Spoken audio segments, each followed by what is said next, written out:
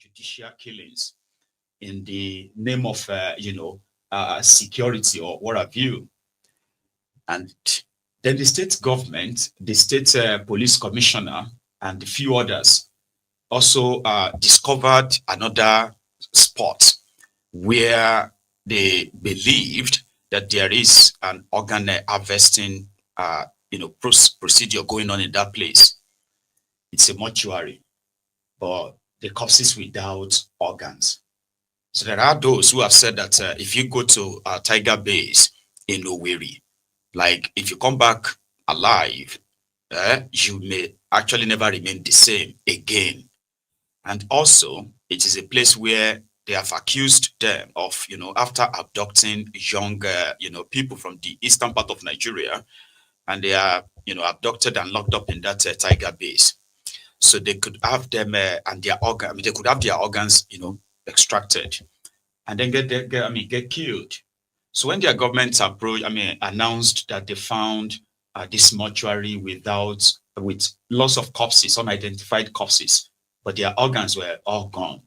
So connecting the dots, right, also exposed the mischaracterization of the people, the armed terrorists, I call them, the criminals operating in the eastern part of Nigeria, and how much they are pretty much like linked to, or should I say, how much the supposed security agents themselves are so much involved in the insecurity with the mischaracterization, wherever news that comes from the eastern part of Nigeria, the media wants you to believe that that is done by the IPOB, for those of you who are like the anti-IPOB.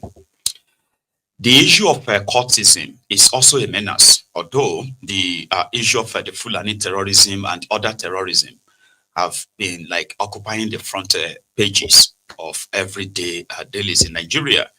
However, in that same country, especially in the southern part of Nigeria, including the eastern part and Niger Delta, as we call them, the south, the menace of courtism, court war, where young people, and not so young people, right, have been involved in violence, where they have been like, not just killing themselves and their members, including, attacking communities where they believed their own targets were being shielded, right?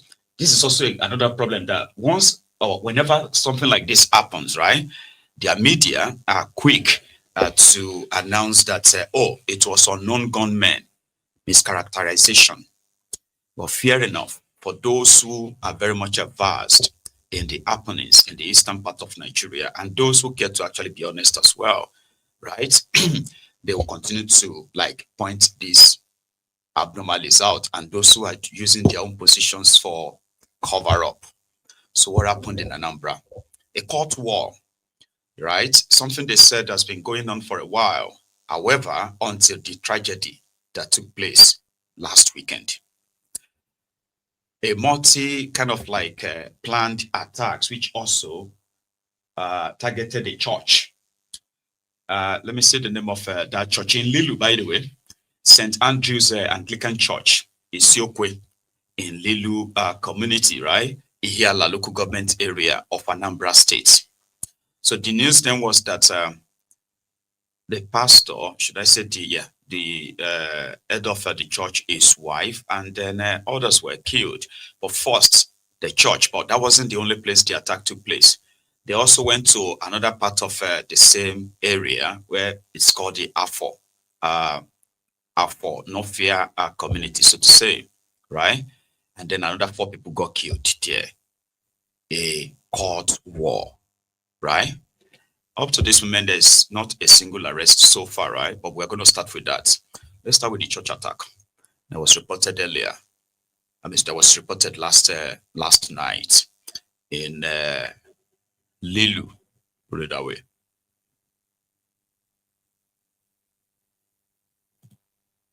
Sir, may we know while you are here this afternoon, what's the purpose of your coming to?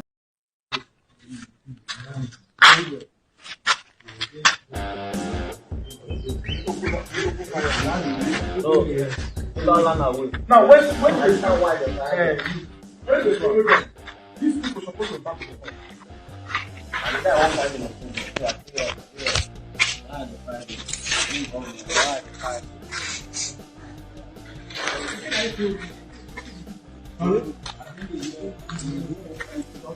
With this one, we have lost two vehicles now, and a machine, motorcycles.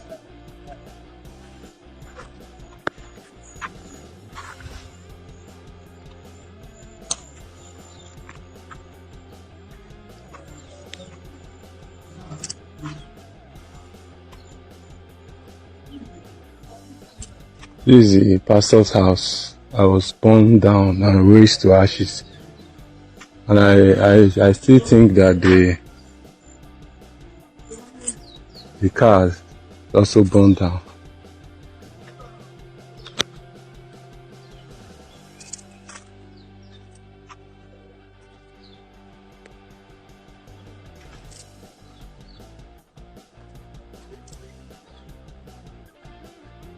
Oh, Jesus. This is the pastor's car.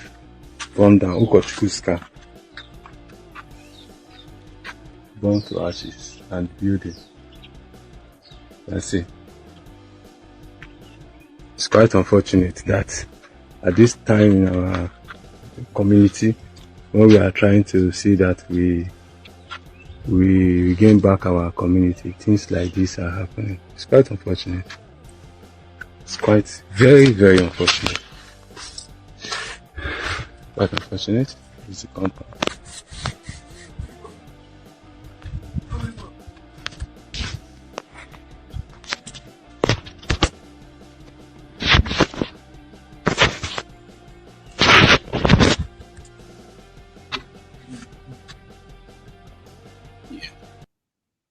So here is my own kind of like argument.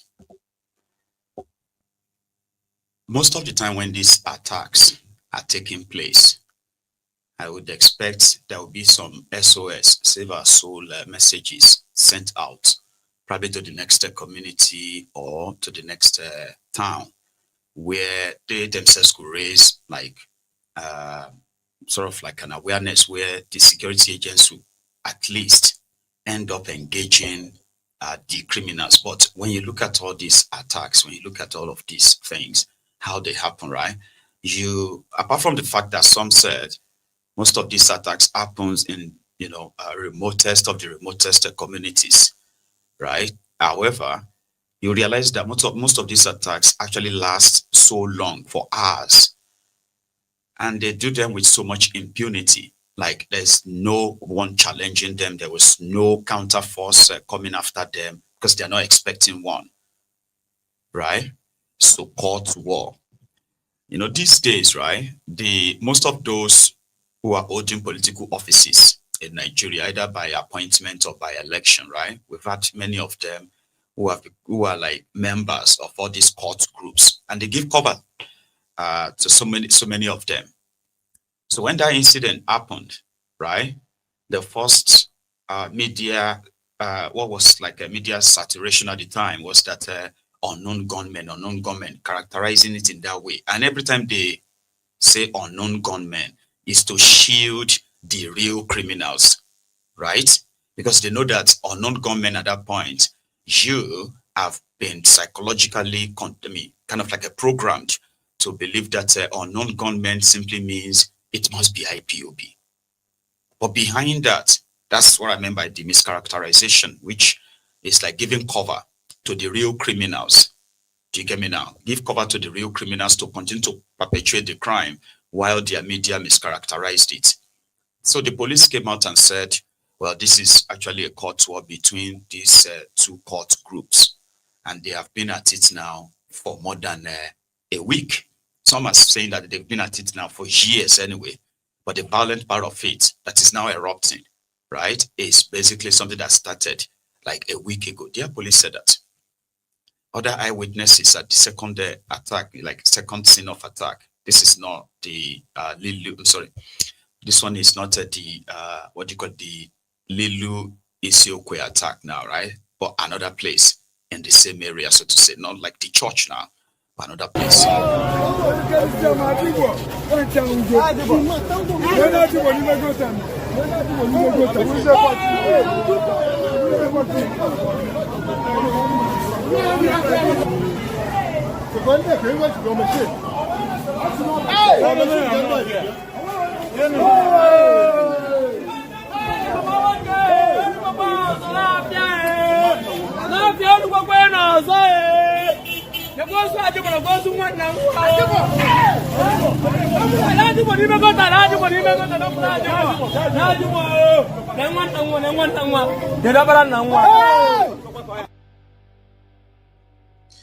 And sadly, most of their victims, or not even most, all of their victims are innocent people that just got caught in their crossfire. So, but no arrest is made. Like many like that. Because when you go back on and start digging, you realize that the perpetrators have their own backers who are indeed, in government. It's sad, right? But when you start linking it up, you get what I mean. Then it all go back to the same set of people who have access to all these weapons. No investigation or nothing. It's similar to the kidnapping of school children, which they have now normalized, especially in the last 10 years of Nigeria. So to me, I'm always like, when people get kidnapped, for example, not even the school children now, when people get kidnapped all over the country, you get those who come out to tell you the stories. They will tell you those who kidnapped them, sir, who were kidnapped by this Fulani terrorist, or were kidnapped by this Yoruba kidnappers, terrorists. They will tell you. And I would expect that there's something called debrief or debriefing that they call it, where after the incident of abduction or kidnapping, whether it is mass abduction or singular abduction, right? So I would expect that whether ransom was paid or they were rescued and the kidnappers were kind of like captured or killed, right? I would expect something like the brief, where the victims are they have sat down and questioned in such a way to have the details of their experience. I don't think that's the same in Nigeria. So few of them will tell us their stories on social media, right? And then you're like, this data was supposed to be with the government that would then know that, okay, the characters, the survivors of this terrorism or this abduction, right? This was their own experience. So that's how you're going to then trace what is called the pattern, right? And then you can build your counter-terrorism, whatever, on that. But no, they are the same people that will tell you that they rescued school children or they rescued, abducted the people, and you're like, rescue or negotiated their release. That's kind of like two different things, right? If you rescue them, that means the perpetrators, their kidnappers, have either been killed or captured to face justice. But nobody talks about the kidnappers anymore. Politicians have taken over the whole thing, that those who are security experts that are supposed to actually investigate crime to prevent reoccurrence of that. They went to Lilu, right? Attacked the church, burned the properties, burned their cars, and then they killed the pastor, killed his wife, went into town again and killed another 4 people. That's crime. That those places are crime scene. So the security agents by then should have actually started speaking to the eyewitnesses and picking up all the evidences that could help them, right? Link some of these, incidents, link them together, build what could be the pattern, and then go after them genuinely. But that would be me watching too much, war film, maybe investigative series, you will say. But it's a common sense thing, because in real life, these guys are trained to do this. But the problem is that the politicians, who are mostly corrupt and criminal, right, have kind of usurped the supposed constitution, right, or the constitutional power given to the same security guys or security agents. Now they dominate the whole thing, they direct it, and everybody's in this mess of speculation, and the criminals, the real criminals, they get away with it because nobody is actually looking for them. There's this one reported from a road in Enugu. This is a pure case of armed robbery, you will say, right? Now, we barely talk about that too. Different kind of criminality going on, right? That different segment of your security agencies or what have you were actually established and paid to do this particular job. But no, everyone is, I don't know, everyone is probably like drowned in the hunt for the attention for different things than the real job that they are meant to really do.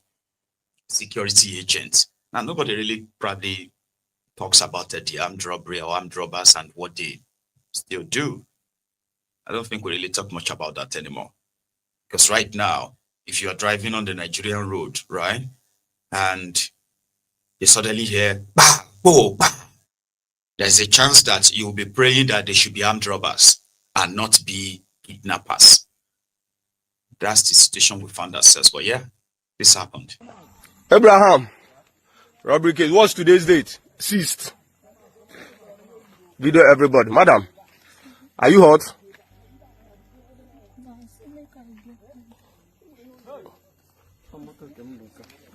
Cover this side. Everything. Video everything. It's on. Video every video.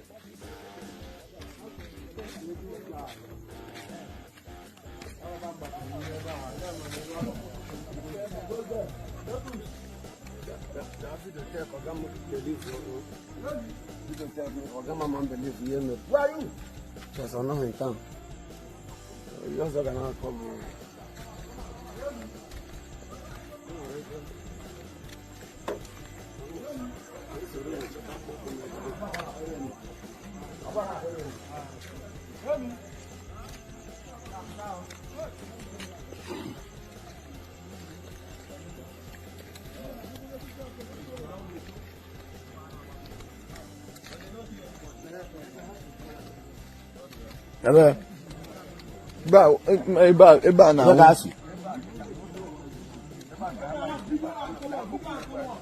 Okay, sir.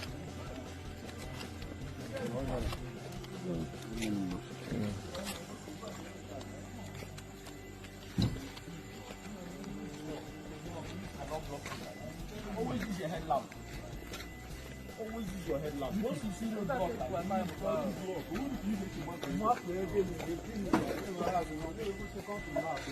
cover from the beginning to the end. The block. You do this thing very well, Abraham. You do this thing very well. Okay. These people are coming out from inside bush. The people they attacked. They are coming out inside bush.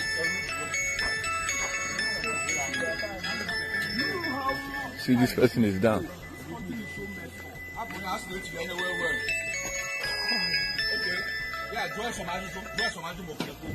Oga, Alpha, are you okay? Huh? You are not okay.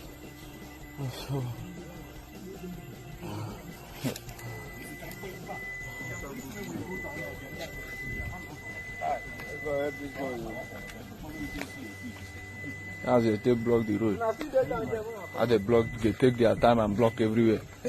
This will waste time, Ghana.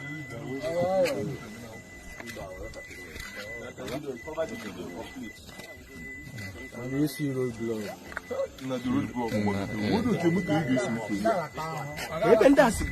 Oh, this man now. About this man in Roshisha. Are you sure? Look. Oh, this man in Roshisha. Yeah. About Roshisha, this man. The whole convoy that is already stopped at the port.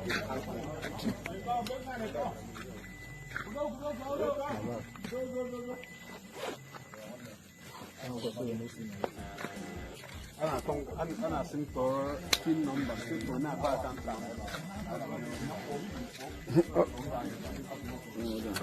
Number 10 na phone na.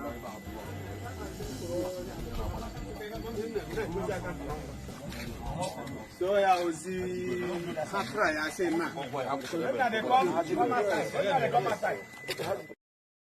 So the story was that they were lucky enough. Yeah, they still got attacked. Initially, the impression was that some criminals mounted roadblocks and they suspected that they would be kidnappers. However, they ended up just robbing them and injuring them. From what we gathered from that happened 2 nights ago. Okay, so in Imo State, the statements of the commissioner of police, another commissioner in the government of Hopeless Ozodin Joe, addressed the press on their discovery of a supposed mortuary where organs of the corpses, unidentified corpses, hundreds, they call them, hundreds of them, the atrocities of the last 6 years, right? Proudly sponsored by the criminal politicians in that state as well. Miami has led to this. Is a discovery. And they are personally shocked, Watch this. Sir, may we know while you are here this afternoon, what's the purpose of your coming to this place? Okay, good afternoon, members of the press. We received an intelligence report that unregistered mortuary is being discovered in this vicinity. His Excellency delegated the Commissioner for Health, the local government chairperson of Ungopala. Myself, I came to represent the Inspector General of Police. We visited this place. We saw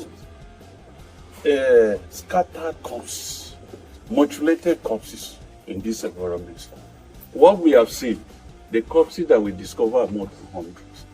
And the owner of the mortuary is on the run. We sent for him, he refused to come. And severally, we mounted surveillance, whether we'll be able to get him, he's on the run.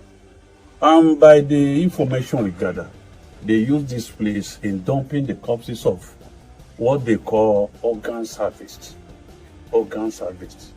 And we are appealing on members of the public, whoever that have corpse here, to come forward, because His Excellency wants to unveil who and who are running this unauthorized mortuary. Because it's been in existing, it's now that we discover it, and by His grace, we arrest the suspects, and he's going to face the full wrath of the law. Thank you. But are you by this answer declaring him wanted?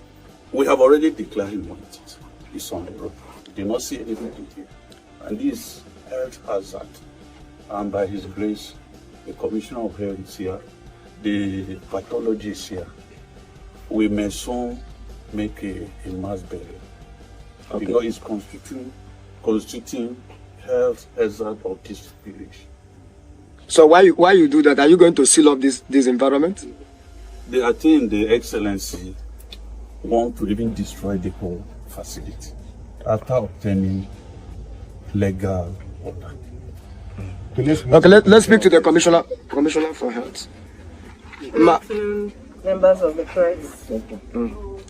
We came here today, and I'm here. My name is Dr. Maiyegun, Commissioner for Health, Imo State, and I'm here on the instance of His Excellency, the Executive Governor of Imo State, to come and inspect the facility that the police has reported, to be of suspicious activities, said to be a mortuary. We have checked our records and we've not seen this place registered or any up-to-date registration of this facility in Ministry of Health.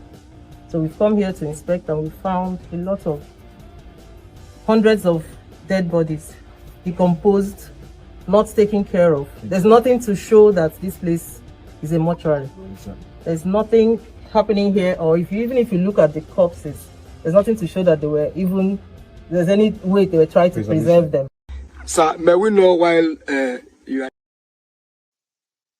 just cadavers, I'll be able to record that the human cadaver, the cadaver. That is what they have in there. And if you have been a regular on Maiyegun's diary, Politico, right? You possibly would have watched some of the sessions where the victims of, the police or the security profiling in the eastern part of Nigeria. Yeah, with this series on that, the survivors who came out to talk about their experience at the Tiger base in Owerri. And let's agree that maybe the government, they are not aware of such a illegal mortuary operating, within the states. Let's kind of give them the benefit of the doubt, which obviously is rubbish, by the way. But yeah, we have had people who have said they watch every day as they take people killed, either through torture, starvation, or every other thing, or even like through like shooting and killing them, or others that they harvested their organs live while they are still alive. All these horrible, horrible stories, they are on social media. They've been there for years now. But what they really kind of like paid attention enough to open a probe into their activity, or activities rather. But now there's a discovered illegal mortuary with hundreds of corpses, right? Anyway, let's move a bit forward from Anambra and stop by a little bit. Somebody actually said something earlier about when I was describing what I thought should be a way that the security agents actually gather their intelligence and then build their case against a set of, gang or a group of criminals, right? And somebody said, you are talking about Nigeria. But they'll do it if, for example, right, if the wife of a politician is kidnapped, you will understand that Nigerian police, they are actually really good at their job. If any of them comes under any form of, attack, so to say, they will track and walk like what the police should actually be like. But no, now let's leave that.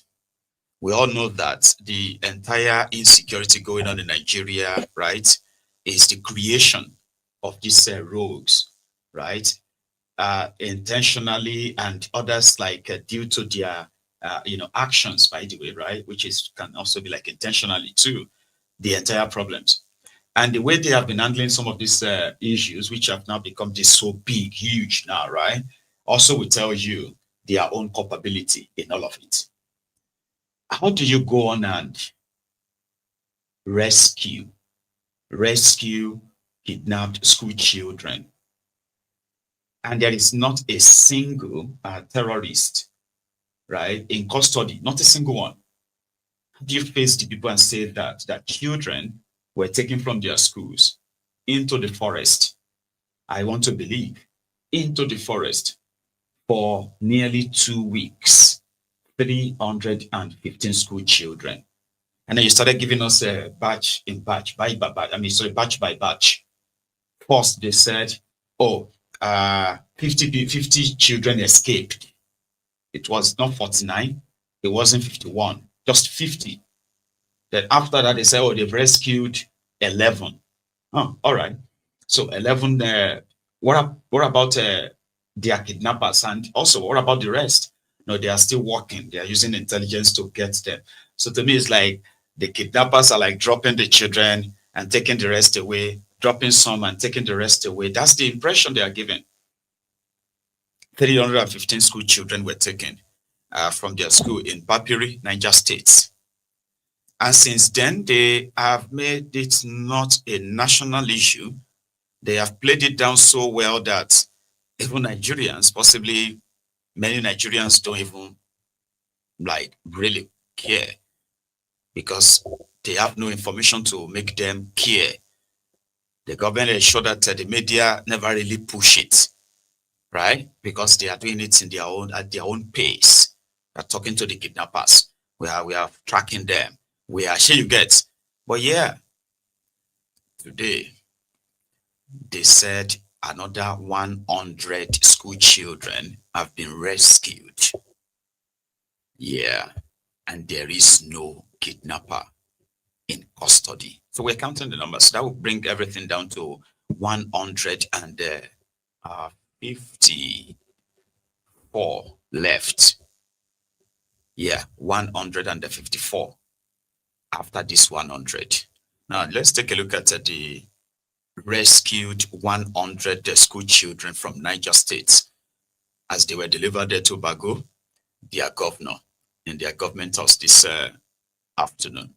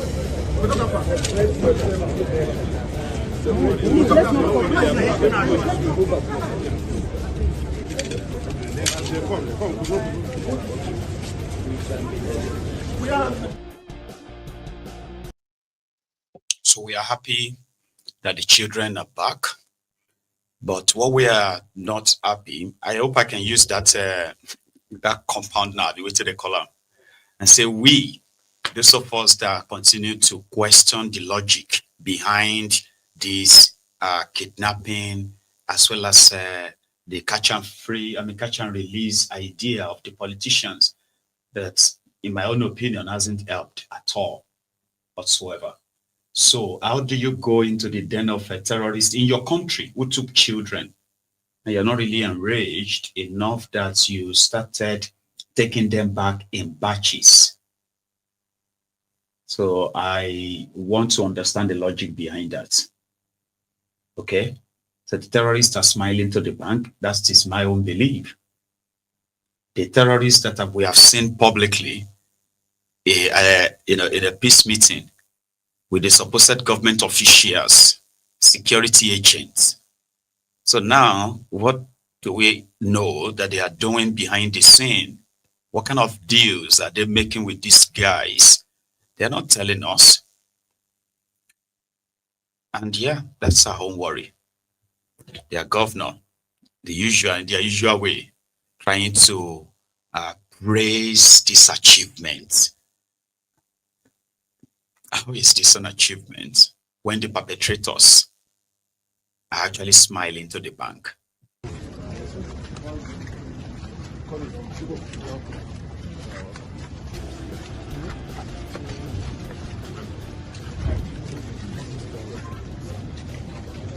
Your Excellency, Deputy Governor of Niger State, distinguished senators and president, members of the House of Representatives, our traditional rulers here present, sons here present, our brothers from the Khan, they are here, the parents of these children here too, members of my cabinet, members of the press, distinguished ladies and gentlemen, good evening.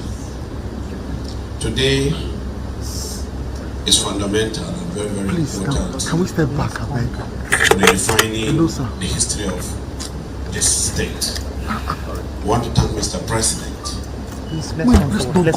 for giving us all the necessary input to rescue these children. I want to thank the NSA and every other person that has been responsible in the recovery of these children. I want to thank development partners here, the UNICEF and others also. Thank you all. And for those that have been praying, continue to pray. We wish to recover the remaining students that are still in captivity, and by the grace of God, in a very short time from now, we're going to record them, inshallah. I want to reassure parents and guardians of these children that will be safely delivered to them very, very soon. We have called on medical health workers to come and look at them and be checked properly and before taking them back to the parents. We are working closely with CAN to make sure that they are safely returned back home. Let me thank you, everybody, for staying this just to receive this people. It's very, very important that we all stay here to visit them. And I'm emotionally broken down because I saw their sizes, I saw their ages, you know, but it's not for today. Thank you and God bless you. I'm done. What are you not done? Nuisance, Lele. Together, the language, we rescued these children. We want to thank the President, the NSA for giving us all the necessary resources to rescue these children. And we want to appeal to the parents of these children that we are still working on rescuing the rest of the children. Rescue, rescue, rescue, rescue, rescue. Do you understand how deceitful that is? Two parents of these children have already died. There's a man that died because 3 of his own children were among the kidnapped school children. He couldn't take it. The government won't really talk to them. Government barred them from speaking to the media. However, they were pretty much like left in the limbo. So 2 died. Another woman who lost her husband is the wife of the teacher that was said tried to prevent them from taking the children, and then he was killed. So justice in this sense is to bring the perpetrators to book. Do you understand? Not use your offices and all of that to pay the terrorists and then bring the cameras on and start shining all these flashes on the faces of the children, right? That we have rescued them. We will have them checked. What are they going to check on them? They will check if they have wound, right? They will check if, they will check at what their vitals, right? And that's it. For children subjected to that horrible, harrowing experience. until it happens again. And then it happens again.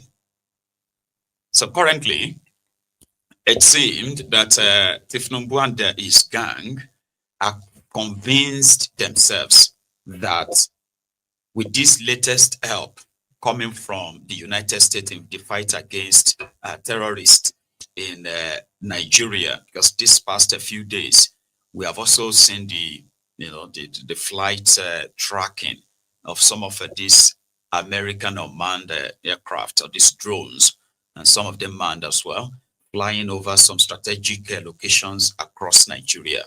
We saw what their trips to the Lake Chad, the Northeast, Borno, and others, right? I've also seen their survey or their spice or tracking of the southwest region of Nigeria. Do you get me now?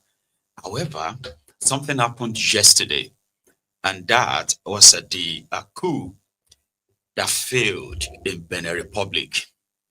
So we heard that Nigeria sent aircraft, and later they kind of like returned back to Nigeria. But it became obvious that, yeah, the intervention of Nigeria actually saved Talon yesterday, because from what we later gathered, right, it wasn't just a Talon that have been like locked down by the coupists. There were some other generals that were already pretty much like locked down until Nigeria's signal, or what do you call it, the Nigerian signal came. That was more or less like what Nigeria wanted to do with Niger Republic in 2023, if you remember.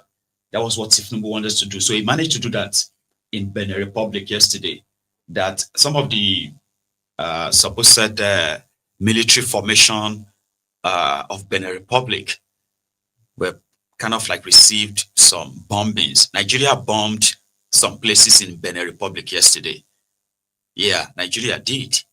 And in fact, there were clips of, I don't know, maybe they are soldiers or so, shooting at the Nigerian fighter jets, because they took several trips to Benin Republic in averting the coup. There are many stories surrounding that, by the way, but that's not the reason why I'm sharing this.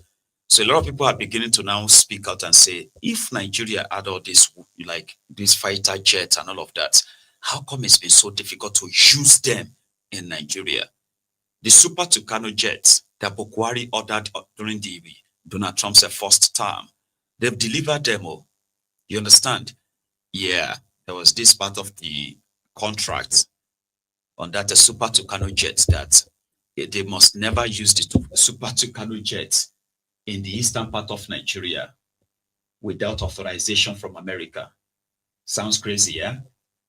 Yeah, it's part of the deal. I don't know how they came by that.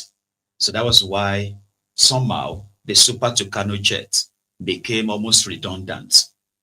You heard the order they took out $1 billion from the excess crude account in 2019 and took Bukwari to America to see Donald Trump. And then they spent just about $435 million. The rest of the money, we don't know what happened to it. But yeah, America delivered the Super Tucano jets a few years after. But you feel like, where is the Super Tucano jet? How come the terrorists in Sambisa, this and that? Then you heard the Minister of Defense, Badaruda, resigned when he told us that bomb cannot penetrate Sambisa forest. So people are now asking, if Nigeria have all these, fighter jets and all that, how come they've never used them like they should? Here you get now, or is the insecurity in Nigeria, the terrorism in Nigeria, is that not supposed to be a national emergency? If Nigeria could invest this much on the neighboring country to protect their democracy, in Koto, protects their democracy. This was kind of like the clips. The last part of this video, right, was taken from Cotonou, Benin Republic capital, I believe yesterday, where people were shooting at Nigerian fighter jets inside Cotonou like a civil war. Things have somehow like calmed down now from the from the report we have now, like is under control. You will say that Talon and the government, they've taken back the country thanks to Nigeria and the control of the airspace.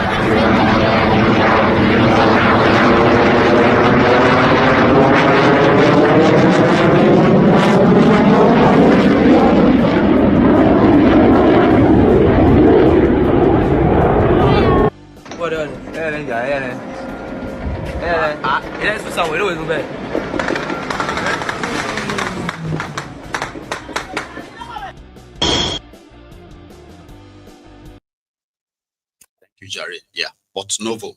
So Porto Novo is the country's capital, but Cotonou seems to be their commercial capital. Like you have Lagos and then you have Abuja. Put it that way. Yeah, Nigeria's got this massive, sky power that, yeah, you may say Nigeria may not be at par with some kind of like other country when it comes to their own war weapons and all that. When it comes to controlling the air, Nigeria controls the airspace. That's how much power Nigeria have, in case if you don't know. Nigeria controls the airspace to as far as Gambia. If something is going on in Ghana now, Nigeria, right, as the super regional, where have you? Well, I don't know if they still have that influence anyway. Well, under the cover of the ECOWAS, Nigeria will take over the airspace of Ghana. But that's a bit far. Just take a look at what happened during the Yaya Jammeh's time in the Gambia. For some of you who can probably remember that era when Yaya Jammeh had to leave. Bukwari was your president then. Yeah, I got to that stage. They had to take over the airspace of Gambia until Yaya Jammeh left Gambia, just so you know. So when you now take a look at all of that, including the historical, achievement of the Nigerian military, the Nigerian Air Force outside Nigeria, when it comes to bringing what they call the peace to some of the troubled countries in Africa, even beyond, they've got that track record. Then how come that same country has found it so impossible? They are almost impossible to defeat terrorists, ragtag terrorists in their bush, in their forest. We all know why.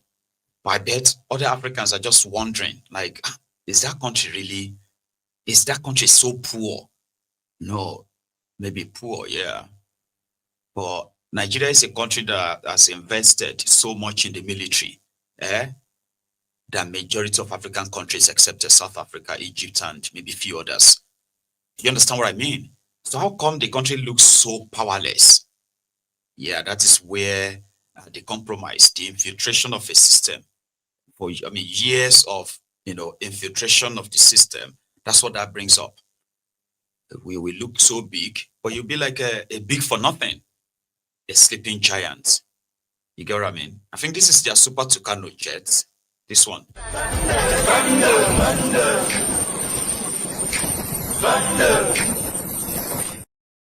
No, That's not Super Tucano. It's got his name on it. And Thunder. Kids were laughing in my classes while I was scheming for the masses. Who do you think you are? Think about being a big star.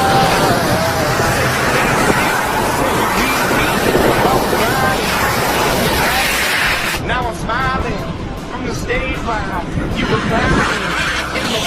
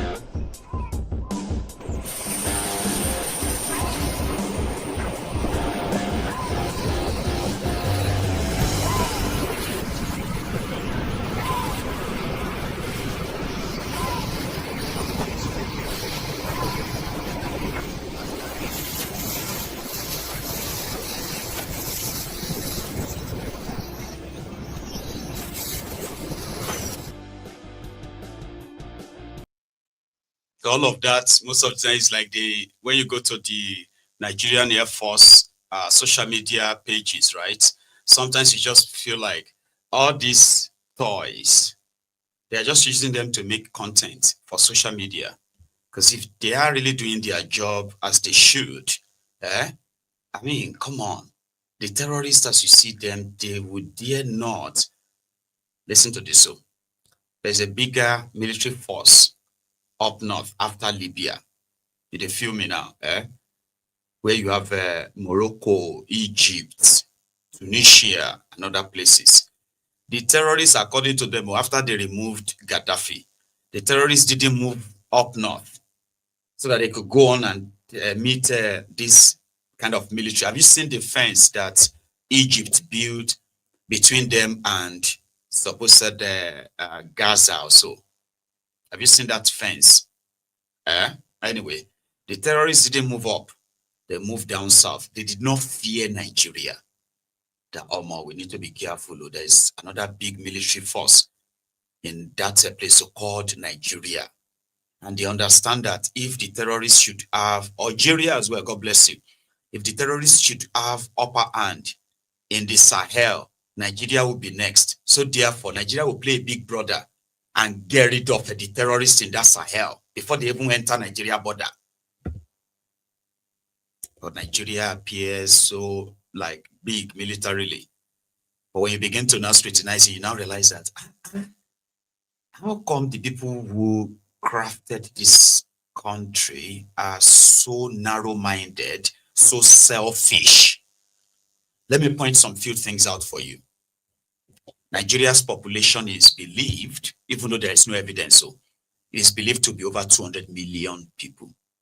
That's a lot. Okay. So how do you protect 200 million people against internal and external aggression?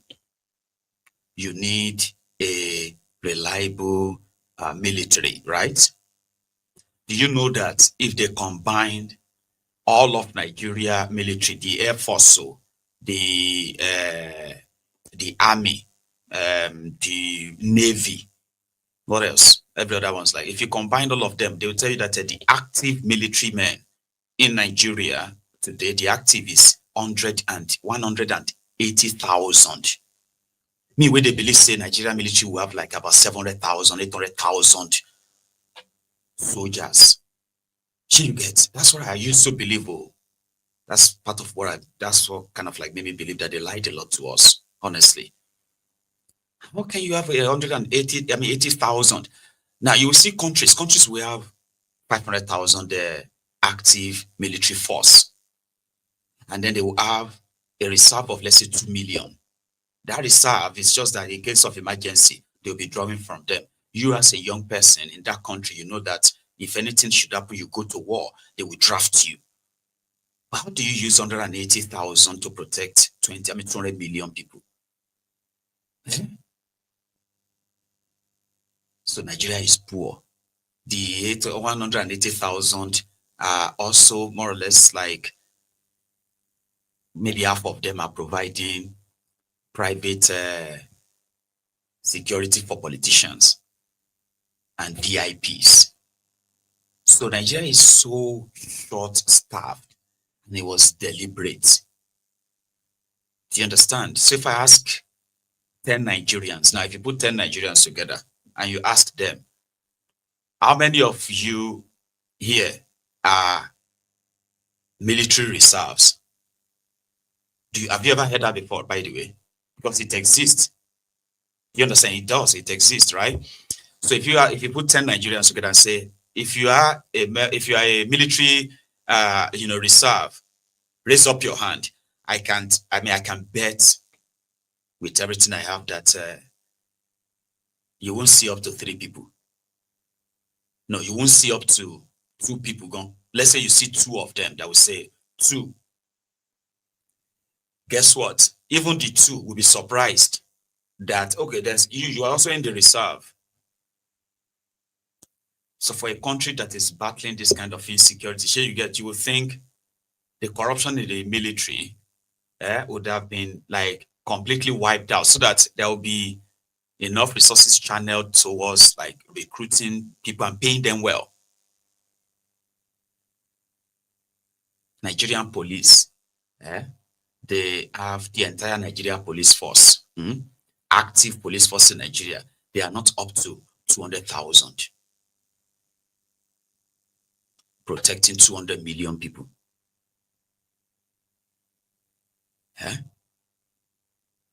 It's crazy. And yet, when you see that bigger country, there are those who have all this data. And that's why they just laugh. Because number one, let's take the terrorist, for example. The terrorist understands this more than you and me, that Nigeria lacks the adequate resources to actually tackle them. That is why you will see some of these terrorists controlling vast area of lands, communities, and all that. And you'll be wondering, like, how is that easy? Like me, I can't just go to anywhere and chase people out of the place and start living there in the southern part of Nigeria. Then you will realize that there are those who knows where the resources of Nigeria will never reach. And in fact, they will not be interested in touching them. So they will go that far. There are those who are aware of that.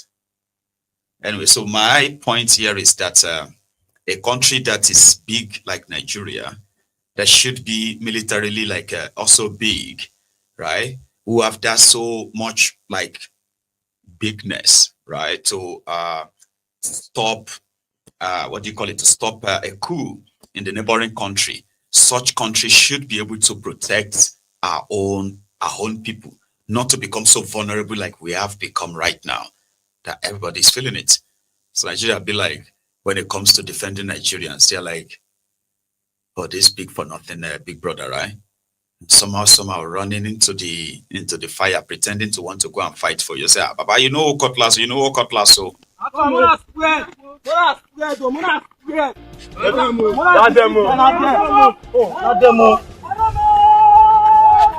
Bro, so you know cutlass. Bro, fall back, you know. Get the cutlass, fall back.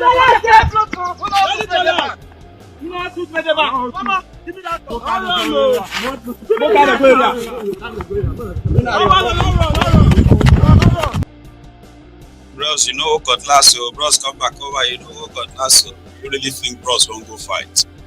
Just pretending to want to just lead all of them and fight. Bros, oh cutlass. In northern part of Nigeria, right? There is no single border. There is no single border in northern part of Nigeria, and that is deliberate. You feel me? A guy filmed this. He was crossing from one country into Tanzania. Yeah, land border. We do have that in the southwest of Nigeria, and I think you do have that also in the southeast or so of Nigeria, where you have this Nigerian border entrance. Tell me. For me, I know that of Seme. There's Seme border. There's a Diroko. There is another one. Like, they are practically like border postal. Here you get. I don't think any of them look much like this in northern part of Nigeria. But here is what the border of Tanzania looks like.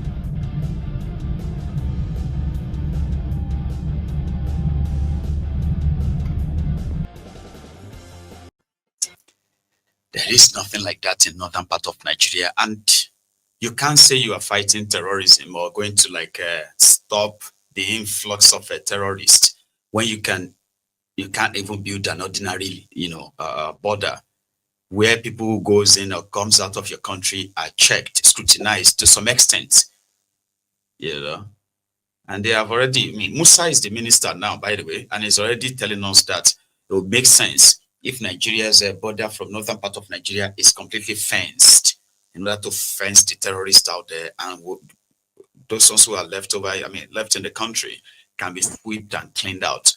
I hope he is able to do that.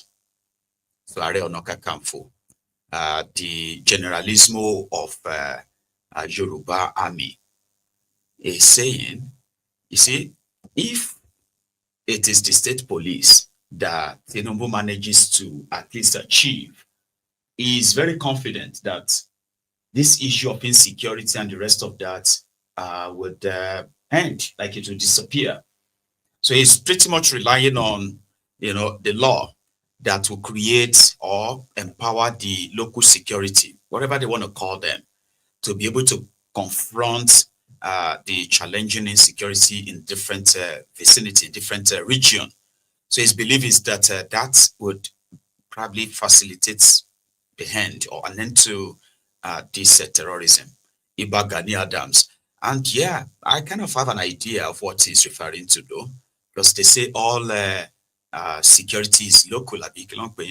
Yeah, every security or something like that is local. So let the locals protect their localities. And if you empower them constitutionally, armed and all that, but that may change the game. That is what Iba Gani Adams is saying here. Let's hear it.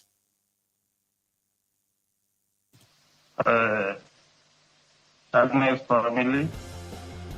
Firstly, my name is Iba Gani Adams, not former Chief Gani Adams. Where I totally agree with the Southern governors on the basis of we need state police urgently. And state police is one of the content of Coup federalism. And at the same time, I commend the Southwest governor because they have already taken a position earlier before the Southern governors. Anybody who loves this country will not disagree on state police on the situation we have. Some people always have an opinion that the government will misuse state police against their political opponents. But my own thought is that let us talk about the protection of life and property first, which is the first responsibility of any government. And when you are talking about partisan politics, that's secondary aspect of life and governance. We are talking of life and property to be protected by the government. who are constituted authorities. And the major factors and the major impediments we always have about security is that the security was not recruited from their state and their community, even in their local governments. And the issue of governance always lie first on locality, from the community, local government, states, and the federal. If the people of the community did not have the opportunity to police and secure their communities, bringing someone who is not familiar with the community to come and secure that community, it will be very difficult. I'm from Marigidi, Akoko in Ondo State. We know our history very well. We know the background of the headquarters in our communities. And we know the family that reside there for about 3 generations. So definitely we have an information on some areas and some people who have criminal background. If anything happens in that community, we know how to trace the beginning of that issue. And when we know our forests, we know when the intruders came into our forests. And from that angle, people from community can be recruited to be part of state police. And in a country that have 3 tiers of government, there is no way you can run that country with only one structure of policing. Because the normal thing in Yoruba land that somebody like myself is brought up with is that it takes a community to raise a child. And if a child ended up bad, the community will kind of like identify the reason, if it's the parent or if it's just the child. So if things go south, there are people within the community that can tell you the first, line of call, the first suspects.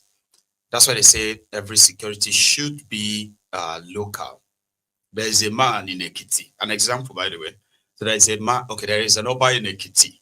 I don't know if I should call him Elekpe of Ekiti or Elekpe of Ekiti, because he is accused by his community a few months back that, he's been at the loggerheads with them to the point that he's been cursing them, the youth, placing curses on them, like, not literally, like he's placing curses on them.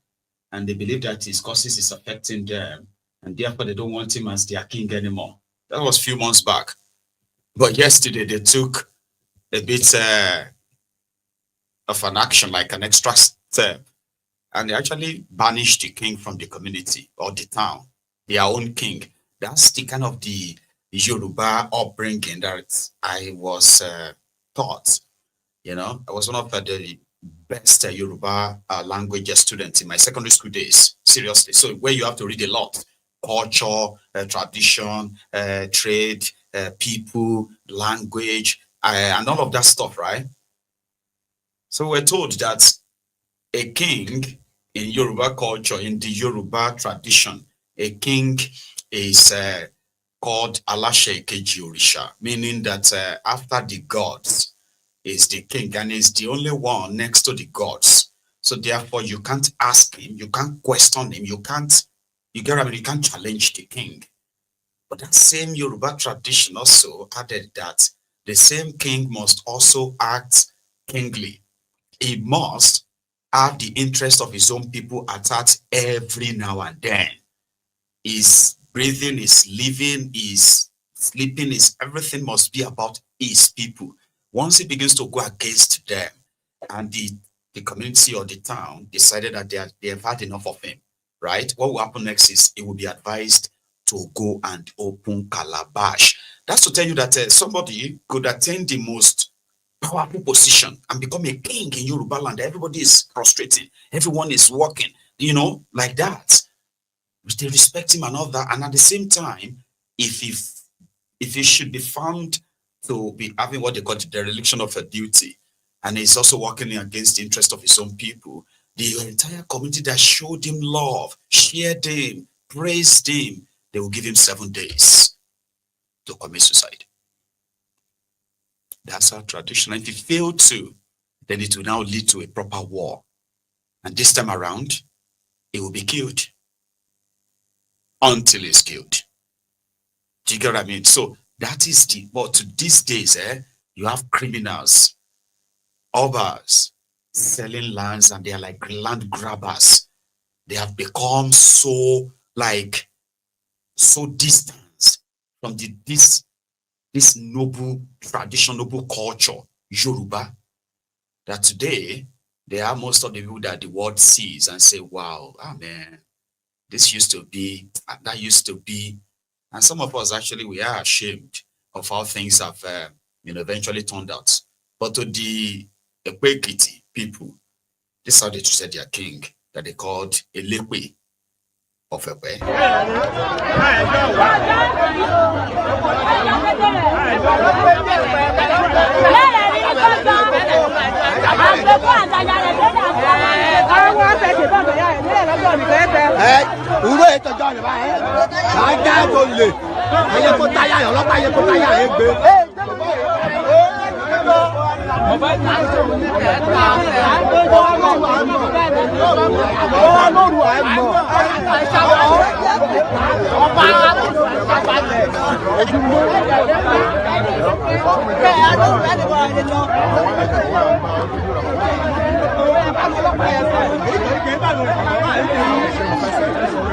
ọ̀rọ̀ báyìí tẹ́lu tún mọ̀ ní.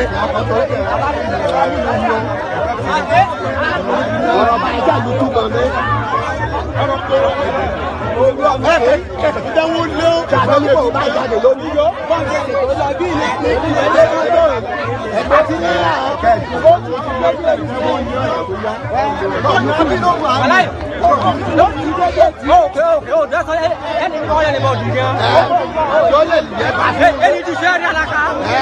Ebe pati ni bisu ya, ẹ̀yin alẹ́jà ló bàmà ẹ bọ̀. Ọ̀rẹ́ kẹ́ wá dàbá ajá inú ìwé tó ń gbó, yóò lè bu ní jẹ, láti bu ní jẹ báyìí.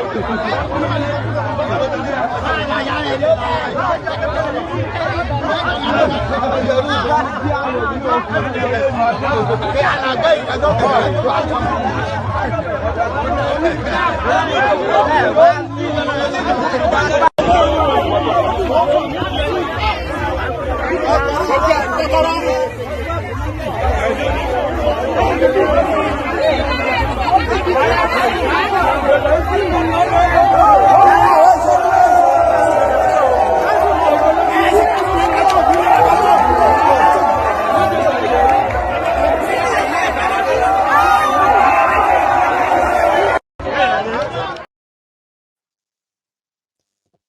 The name of Jeoba is Ayodeji Williams Adeshoye.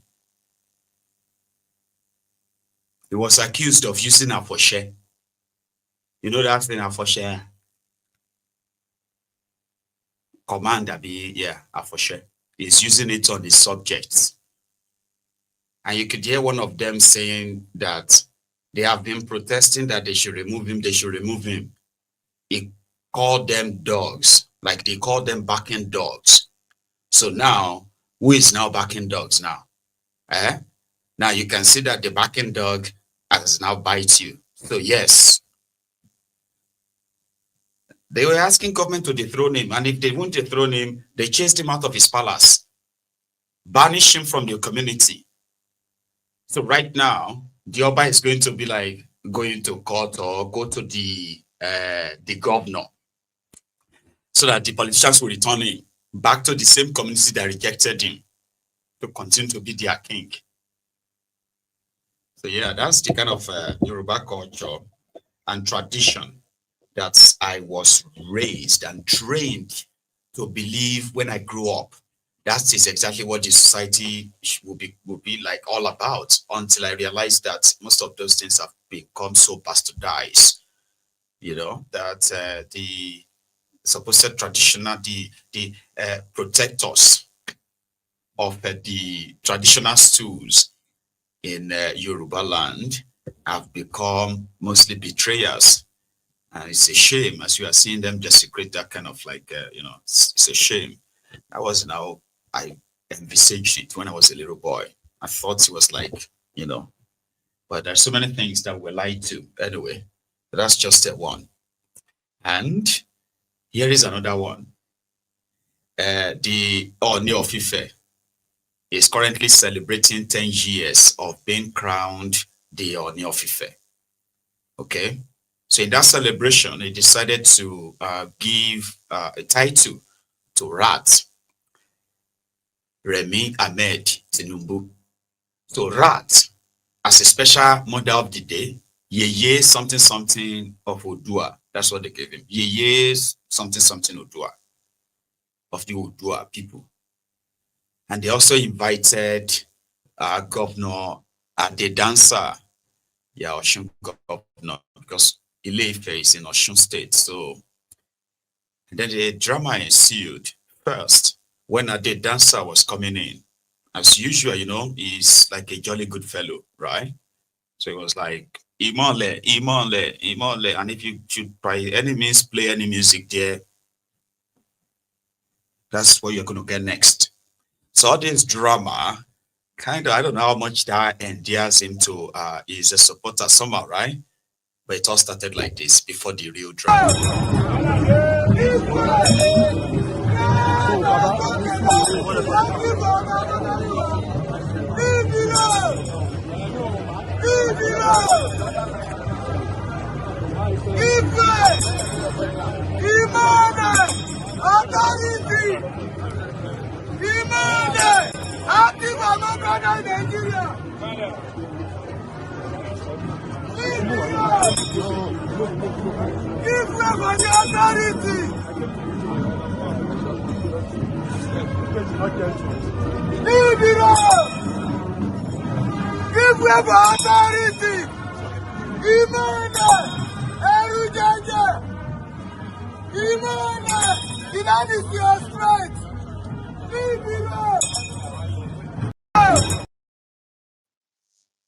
Everything was going well.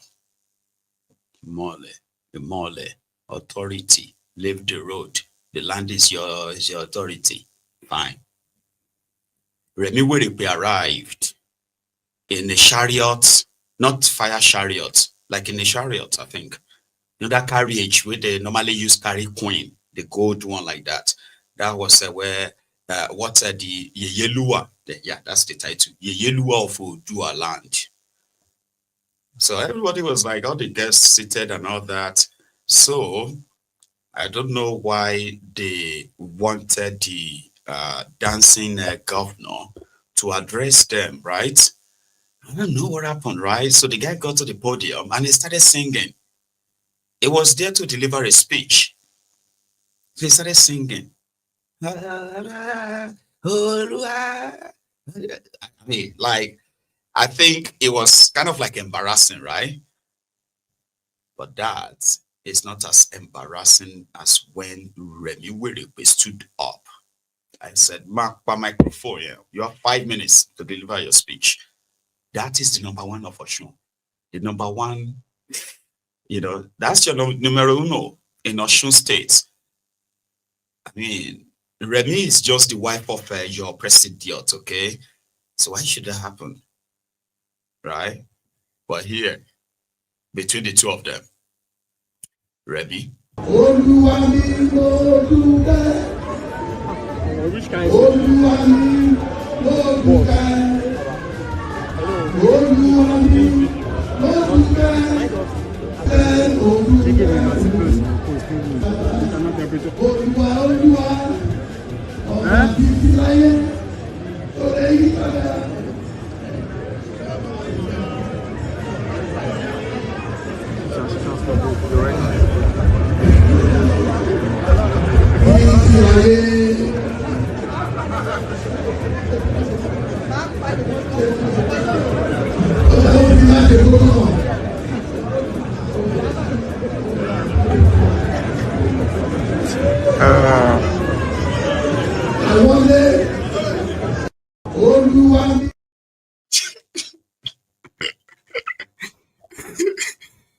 know some of you have seen the video, right? You've seen it before, anyway. Like, what's going on? Sure you get.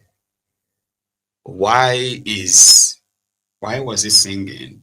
Like, he actually was there for about 2 or more minutes, so just singing. For person will be the chief priest to Odudua, or he was the chief priest to Odudua. So the entire place is a shrine. So I like kilo happen now. Like, so I think people are already saying, what's in the all this now? I wouldn't be, you know. And it's like the time when you see him like for no reason, right? Once they want him to dance, right? And as a governor, we just like with that big, you know, like that, like a kilo shima, you know. Man, Austrian people anyway. So, but they claim that it's probably the best that happened to them. And no matter what anyone says, okay, well, that's what he likes to do to make himself happy. But yeah, when it is the business or serious business of governance, not be everything comes to triviality like that anyway.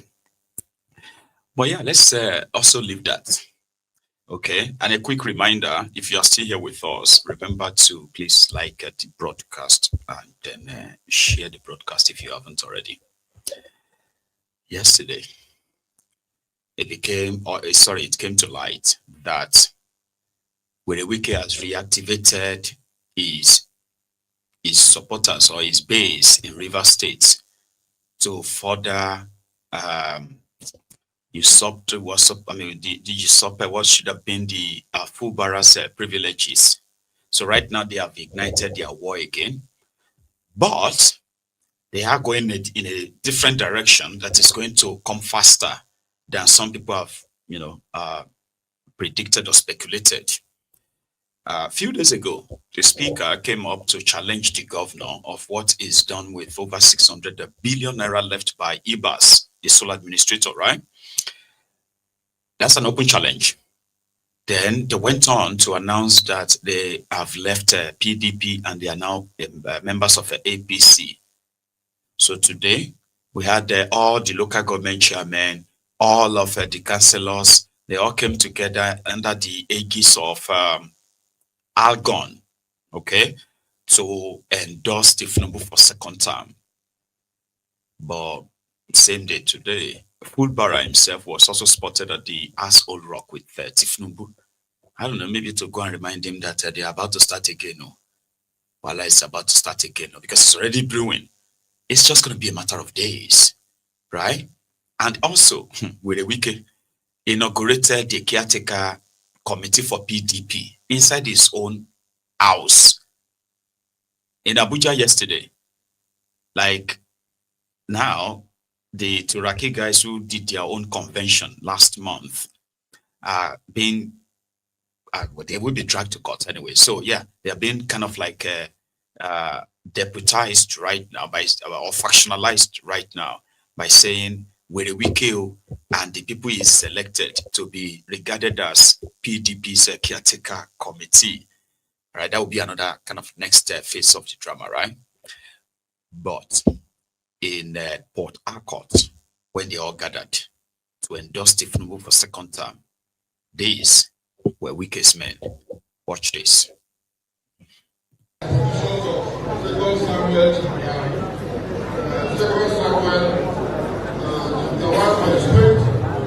That whatever say here should be published on the streets of Acts and also published on the streets of Action.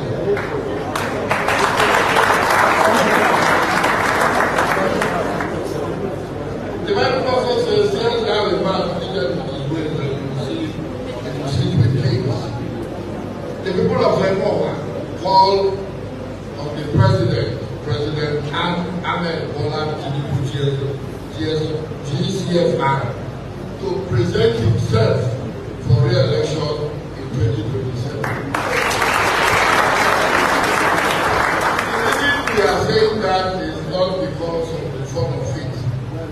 This is a man who tamed the Atlantic Ocean. Bola Ahmed Tinubu came to the Atlantic Ocean. What is today the Go Atlantic, where you see buildings right standing, was walls and ocean, and he came in while he was governor. Is there anything else he cannot tell? Here is a man who, when he presented himself for election, even his own political party put obstacles on his way. You recall that they changed the currency of the naira. They changed the denomination of the naira.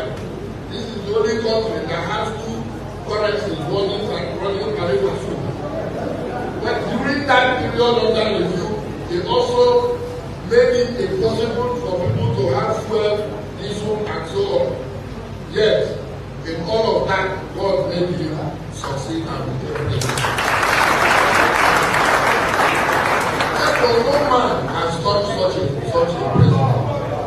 And all of the things he's doing, like the mayor of the capital city has said, the fight against group theft has resulted in enormous increase in allocations to both the state government and to the local government. So we will not be carried away by the shenanigans that we are seeing. People going to kidnap 5,000 students, 8,000 pupils from the school. That is not the issue. For us in Rivers State, they are urging him to present himself for re-election. And others have also mentioned appointment men. Our leader, the chief engineer, is also the director general of nursing. Yes, that will be unfolded.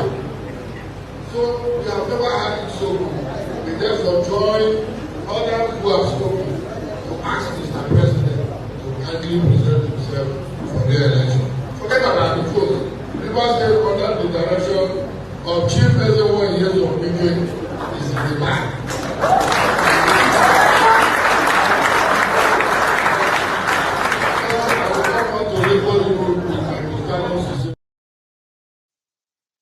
So in a nutshell, so they then put it to vote. For those are for the local government chairman. In that same room, they also have local government councillors who are also assembled to endorse call. So they put it to vote. If you are against, say nay. The ayes have it. On your mandate we shall stand. On your mandate we shall stand. Tell him.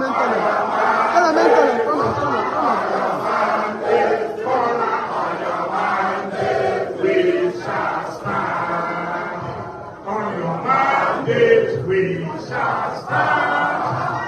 On your mandate We shall stand. On your mandate. On your mandate. On your mandate. We shall stand. Having adopted this motion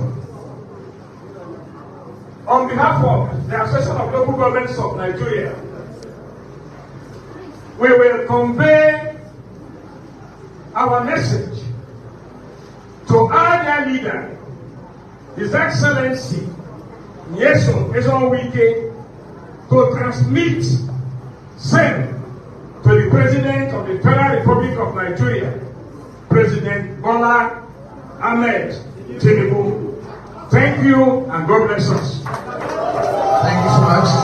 Shall we remain standing for the national anthem of the Federal Republic of Nigeria? So the same is expected to be replicated at least all over the country as you get down to 2026, 2027. Aye, politicians, politics. Well, politics continues, they will say. And there is a young man who said he has this, knack for Wike. He admires him so much. He's a role model to him. So he decided to cycle from Gombe to Abuja to go and tell Wike this. but his experience, like many others, is not really like encouraging. His story. Good morning, everyone. I hope your weekend is good, and I'm wishing you all the best. I am the young man who drove all the way from Gombe State on a solo ride to show my solidarity to the Right Honorable Minister of the FCT, Nelson Wike.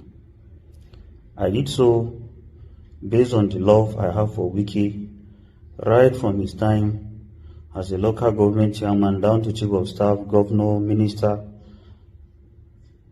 then now still a minister at FCT. I was born and raised up in Port Harcourt, GRA Phase 2. I have known the time of Odili, Amechi, and him, Wike himself. In the history of Rivers State, no governor has developed Rivers State more than Wike, just as Wike is developing FCT. In the history of FCT, no minister has done what Wike has done in terms of development in Abuja. I have no connection of seeing the Honorable Minister. I made this decision myself, going to the media by inviting the TVC News to come and take the movement so that maybe through there the Honorable Minister can see that yes, he has someone who so much loved him. Wike is not being loved by only one person. A lot of people in the north love Wike, but the reality is that people doesn't have ways of seeing Wike, or people doesn't have people that will reach to Wike. So that's why a lot of people are afraid of even showing their love to Wike. My movement is quite healthy. Driving a bike 600 kilometers, it's 700 when you check it, 700 kilometers down from Gombe to Abuja is not an easy task. As someone in Port Harcourt, driving from Aba to Port Harcourt is not an easy task. Driving from Port Harcourt to Akwa Ibom is not an easy task. Driving from Port Harcourt to Bayelsa is not an easy task.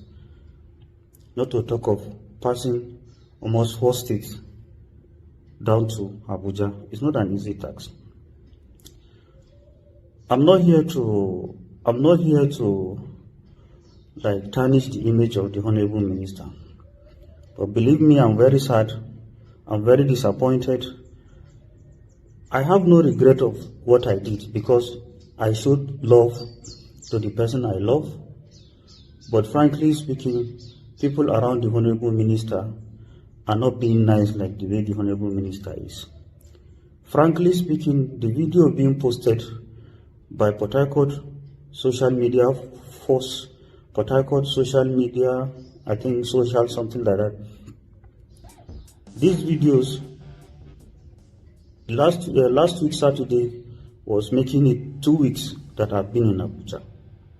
I came down to the Honorable Minister's house to talk to the security men.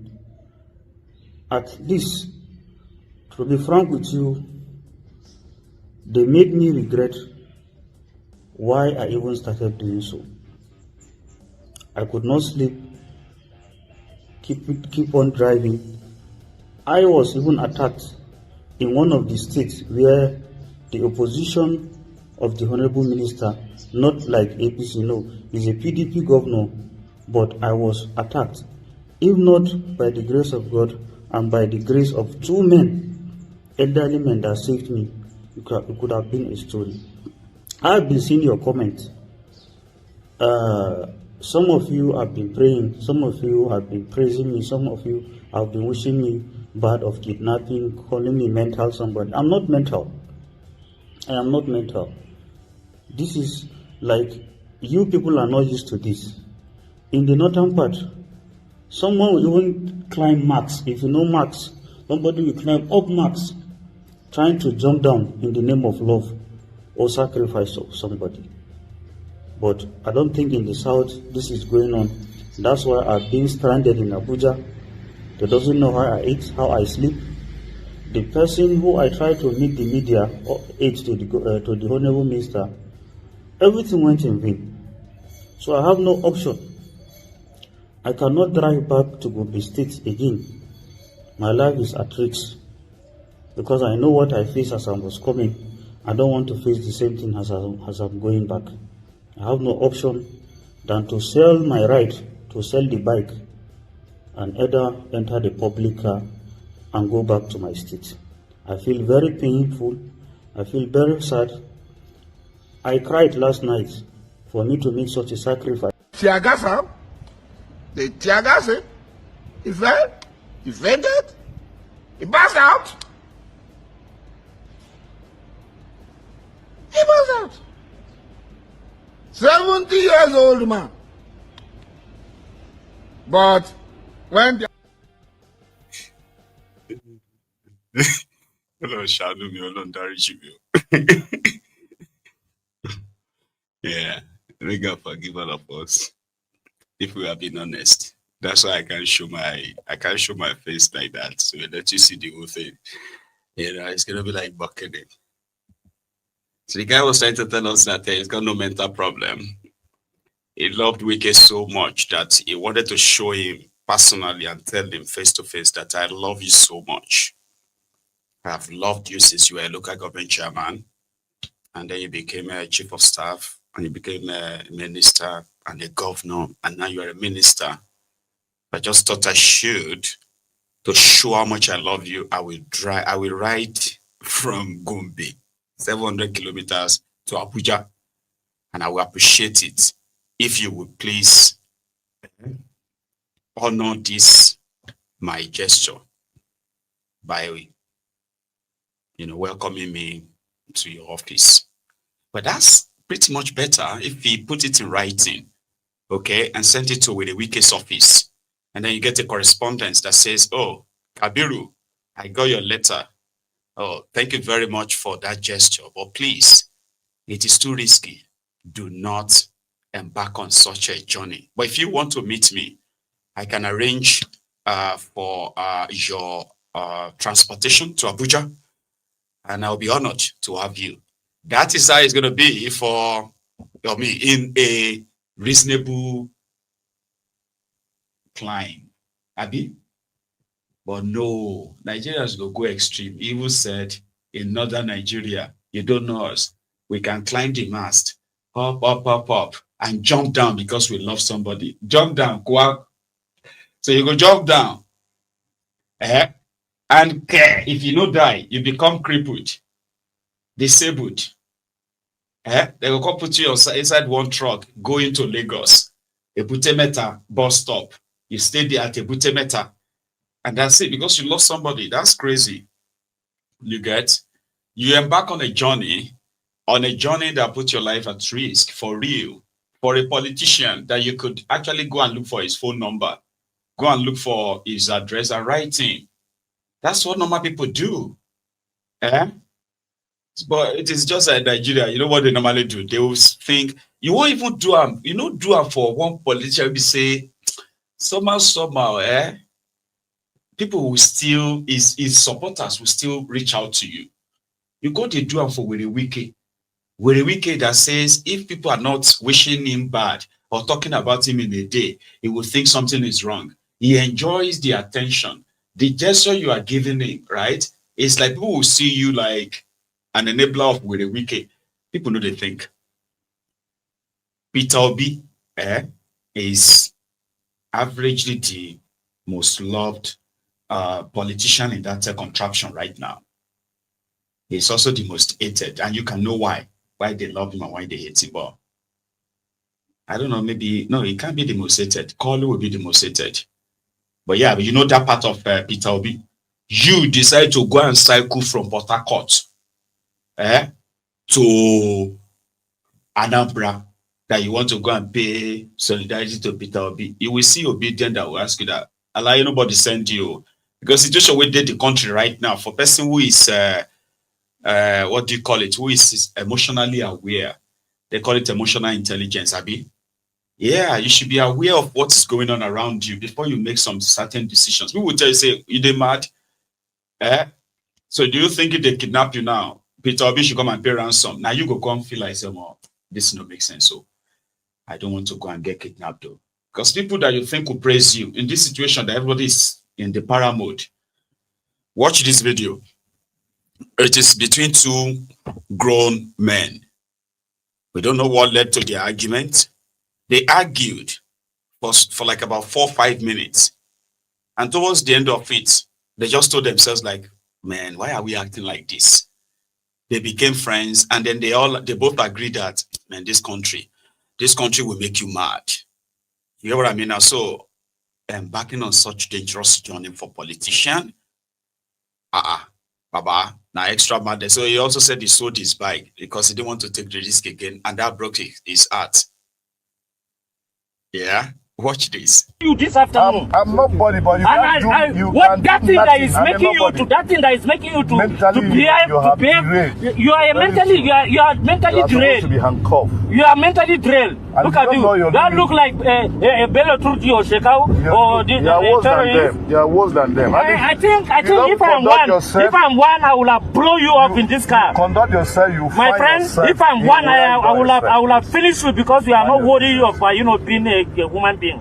Look at you. I'm a human being sitting down here with you. Look at this. And if you don't know your limit, definitely you find what yourself. limit do you know? What do you know about where it? What you belong, limit do you know? psychiatry. What do you?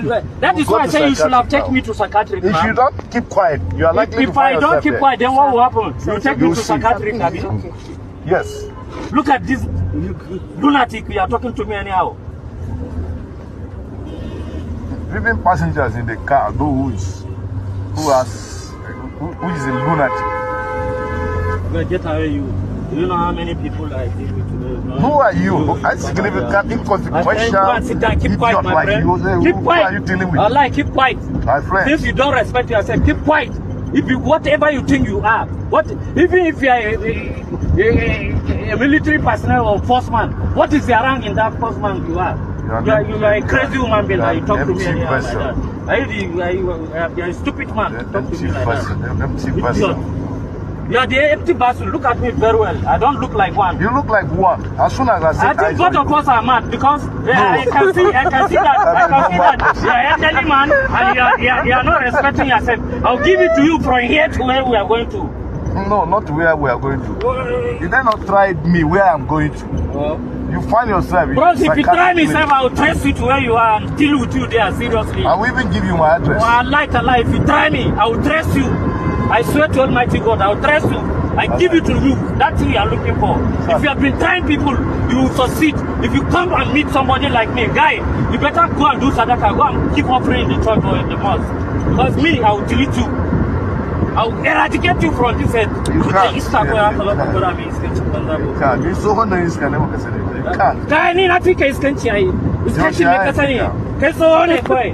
Your age is nothing but number.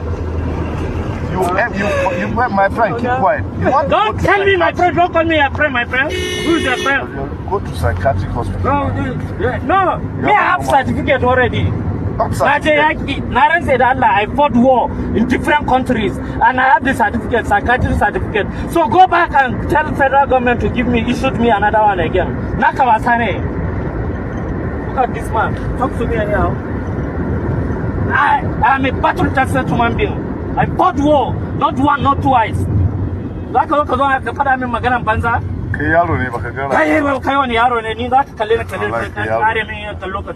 The way you talk. Who are you? Who are you too? Are you more than a jet? Keep quiet, my friend. Keep quiet, my friend. Oh, keep quiet. Let's even see life.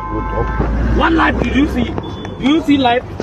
What life did you see? 200 Abi? Yes, sir. Good afternoon. What do you know about life? All your life, you cycled in Nasarawa State and you are here. kifirija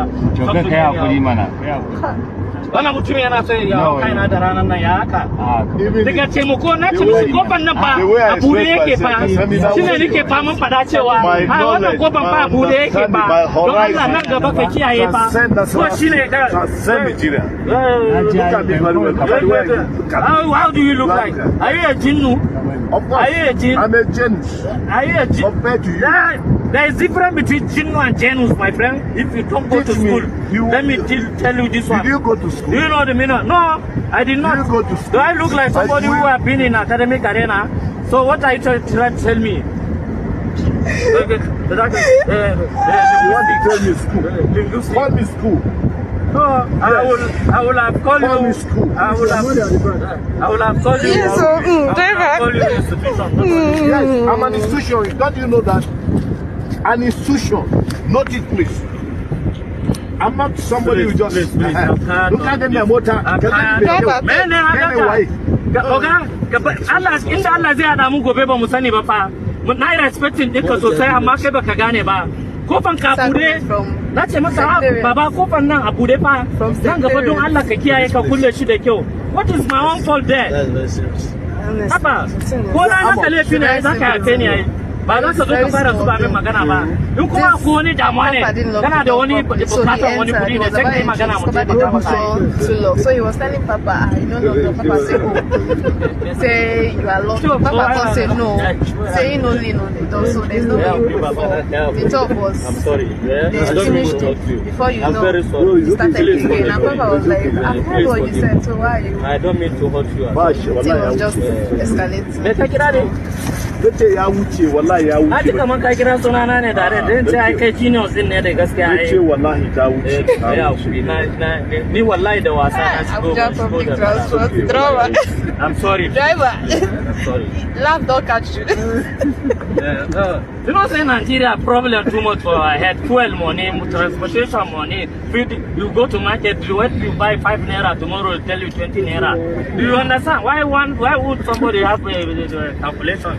You get plenty children, school fees and what time. Even if you are living in your own personal house. You this afternoon. I'm not. Reality. Those of you who actually enter public transportation in Nigeria, you understand that kind of scenario. Something that is nothing will just trigger people. And then before you know it, they are in this long rage. Because Nigerians are like walking time bomb, waiting to explode. In case if you don't understand that, a lot of people are already drowning, choking with a lot of things. Cost of living crisis, this bill, that bill, debt here and there. And everything just seemed like, you still have to find a way to ensure you don't end up in the hands of kidnappers. All of this mentally, you have no idea how this is messing with people's mental health. You have no idea. There is no government provision to say, man, this thing is beyond just physical now. It is mostly internal. You enter public transport. We say, sir, please shift. And you see somebody, they'll be like that. Sir, shift now. This place now for 3 people. Only you don't take about, 2 people space. So shift. And they may just flare straight into the rage. And you then be wondering. Meanwhile, you have your own frustration that you are managing. Then before you know it, you that is a gentle person that barely talks. You get home and start narrating what happened today. Why part of your clothes is torn. They say, kilo happened, what happened? Hey, now so, me, I know they fight. I say, now that's what we're wondering. They beat me today. All because I told somebody to shift. He just, I don't know if he's a madman or anything. Just like that. Too. That is the situation that a lot of people are currently probably dealing with. The economy, the security, and a lot of other things that people are dealing with. They have no one to talk to. They have nowhere to really get the help from. So those 2 gentlemen, whatever led to the argument, it got to a stage that they both realized it was the one at the back that actually started laughing that everybody is frustrated. And it's like, okay, I understand. No wala, no wala. You know? That's when you're going to know that a lot of people, they craze. I have heard about a repentant terrorist, repentant Boko Haram. Baba, I have never seen or heard of a repentant blackmailers. You know, lately, a lot of people have been, naming Patawale, the Minister of State for Defense, Nigeria. He's been fingered, and like people have been calling on Tifnumbu to look into him. That why is Patawale still there? He's obnobbing with terrorists, he's paid them before, he's defended them a few times, and blah, blah, blah, blah. And then from the blues, a group came out and they said they are repentant blackmailers, that they are those ones behind the rumor that Patawale supports terrorists. Now, a group that identifies itself as repentant blackmailers has publicly apologized to the Minister of State for Defense, Bello Matawale, for circulating false information about him. Now, speaking to journalists, the members of the group admitted they had been paid to carry out the blackmail campaign.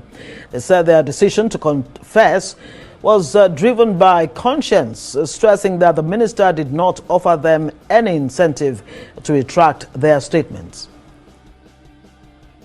My name is Lucky. In a coordinated effort to target with a false narrative and deliberate information, we wish to state clearly and without any form of ambiguity that we were sponsored and guided in these activities. The total financial provision for this operation was above 500 million naira, deliberately allocated to recruit voices from across Nigeria. These include political commentators, social media influencers, conventional media platform, and notable public figures in Zamfara State. This apology comes from a place of genuine remorse and moral awakening. We also want to state publicly that we were ready to face any consequences. To apologize publicly to the Minister for State Defense for all the blackmailing we were sponsored against him. We are seeking for his forgiveness.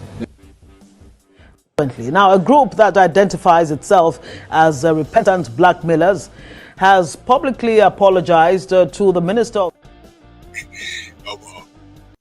Baba, explain Nigeria fine.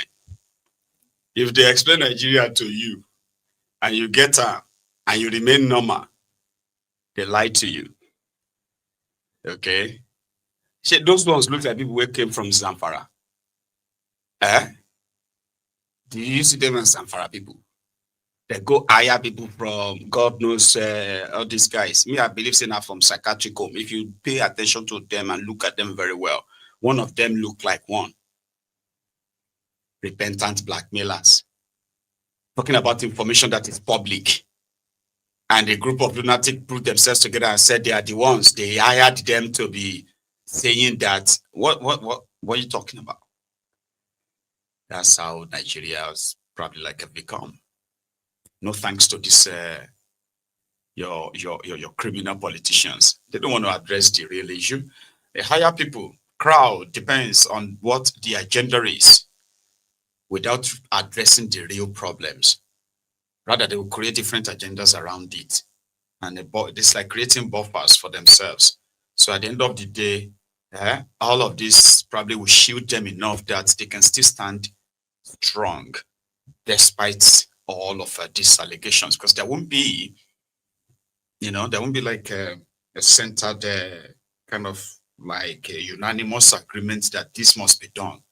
Rather, they will keep creating all these distractions, repentant blackmailers, repentant praise singers, repentant this and that, all around it. And then they will tell you, my political enemies are behind it. But hey, we have all this evidence. You give them this, you give them that, you pay them this time around. You said so and so time. These were not about your political enemies. But no, they get away with it, unfortunately. Here is another one I want you to see just before we go, okay? It happened in Delta. where brides Daffy has something for us. It's about this housemaid who felt pretty much like underpaid and decided to rob her own boss, but not just robbed her. She did more. Watch this.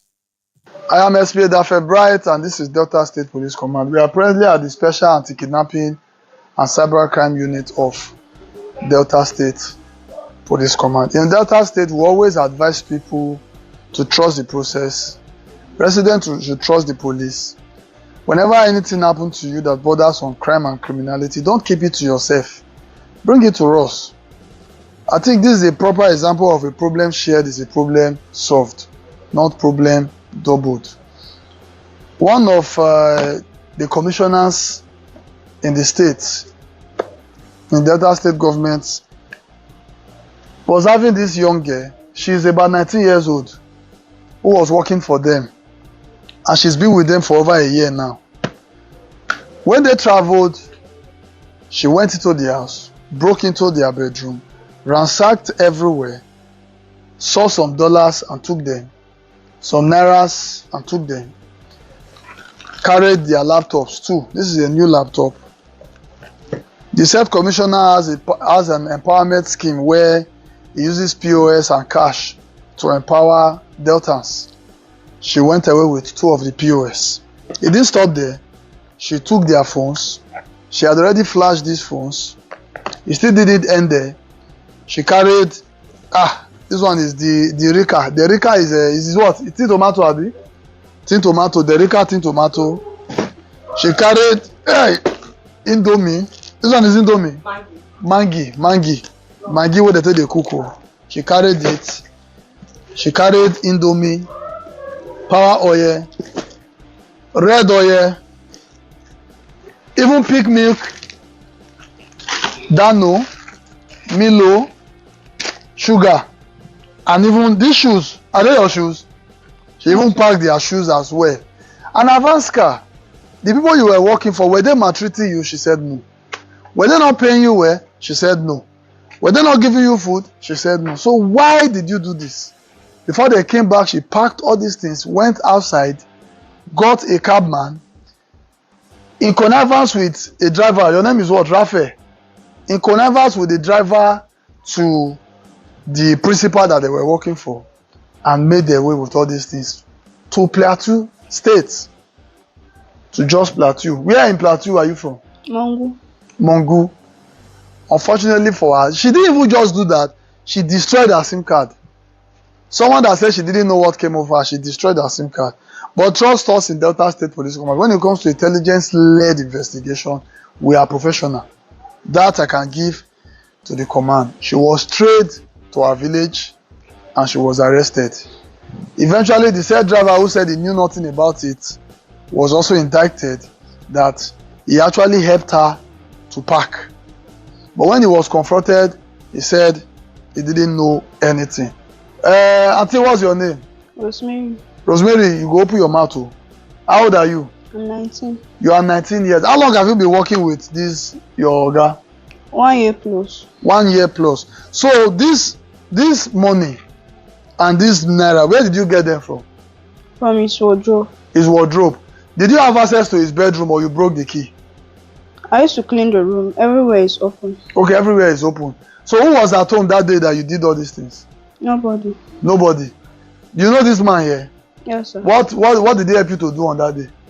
When I packed things outside, he now helped me pack things inside the car. What did he help you to pack? Those bags and this one. Okay, was he aware that you carried all this Indomie? I've already put them before he informed me. He know, Abi, he don't know. I told him I was going to Webu. To Webu? Yes. Sir. Did he see all this Indomie? I don't know because I've put them inside. Alright, was he aware that you carried all this money? No, sir. He's not aware? Yes, sir. Okay, what about this POS and the rest? No. Okay, you've already packed before you called him to assist you. Yes. So you are trying to tell us that he has no hand in what you did? Yes, sir. Okay, well, if that's your statement, thank you for being honest. However, we should be mindful of people we employ. We should know them well and also monitor them, because this could have been worse. He could have carried what would have been even taking the life of her principal. But thank God the principal trusted us and reported. She was straight to Plateau State, arrested, and almost everything she stole from them we recovered. Though some of the money, this money, how much you don't spend for inside this money? I reached like 400. That you spent. What did you use the money for? I flash phone almost to 150, 200. You flash the phones 150. So why did you do all these things? I want you to tell me and the audience why you robbed them and ran away. So I've never planned anything bad to them since working with them. Okay. It was last year in December when I was going home. The husband gave her some things to give me. But suddenly she was angry because I was leaving. So she did not give me anything. So I was so angry. Then I left the house. Then still we are still calling each other. We are still communicating. So one time, it was so hard for us because we are displaced by Fulani. That's when you were in Jos. Yes. So you now came back to work with them. Yes. So when you were coming back, you came back with the mind that you want to revenge. No, sir. Because I really don't have time for all your story.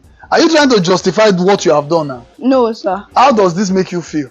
It makes me feel so sad. If you work so hard to get something like this and someone comes and take them away from you, how will you feel?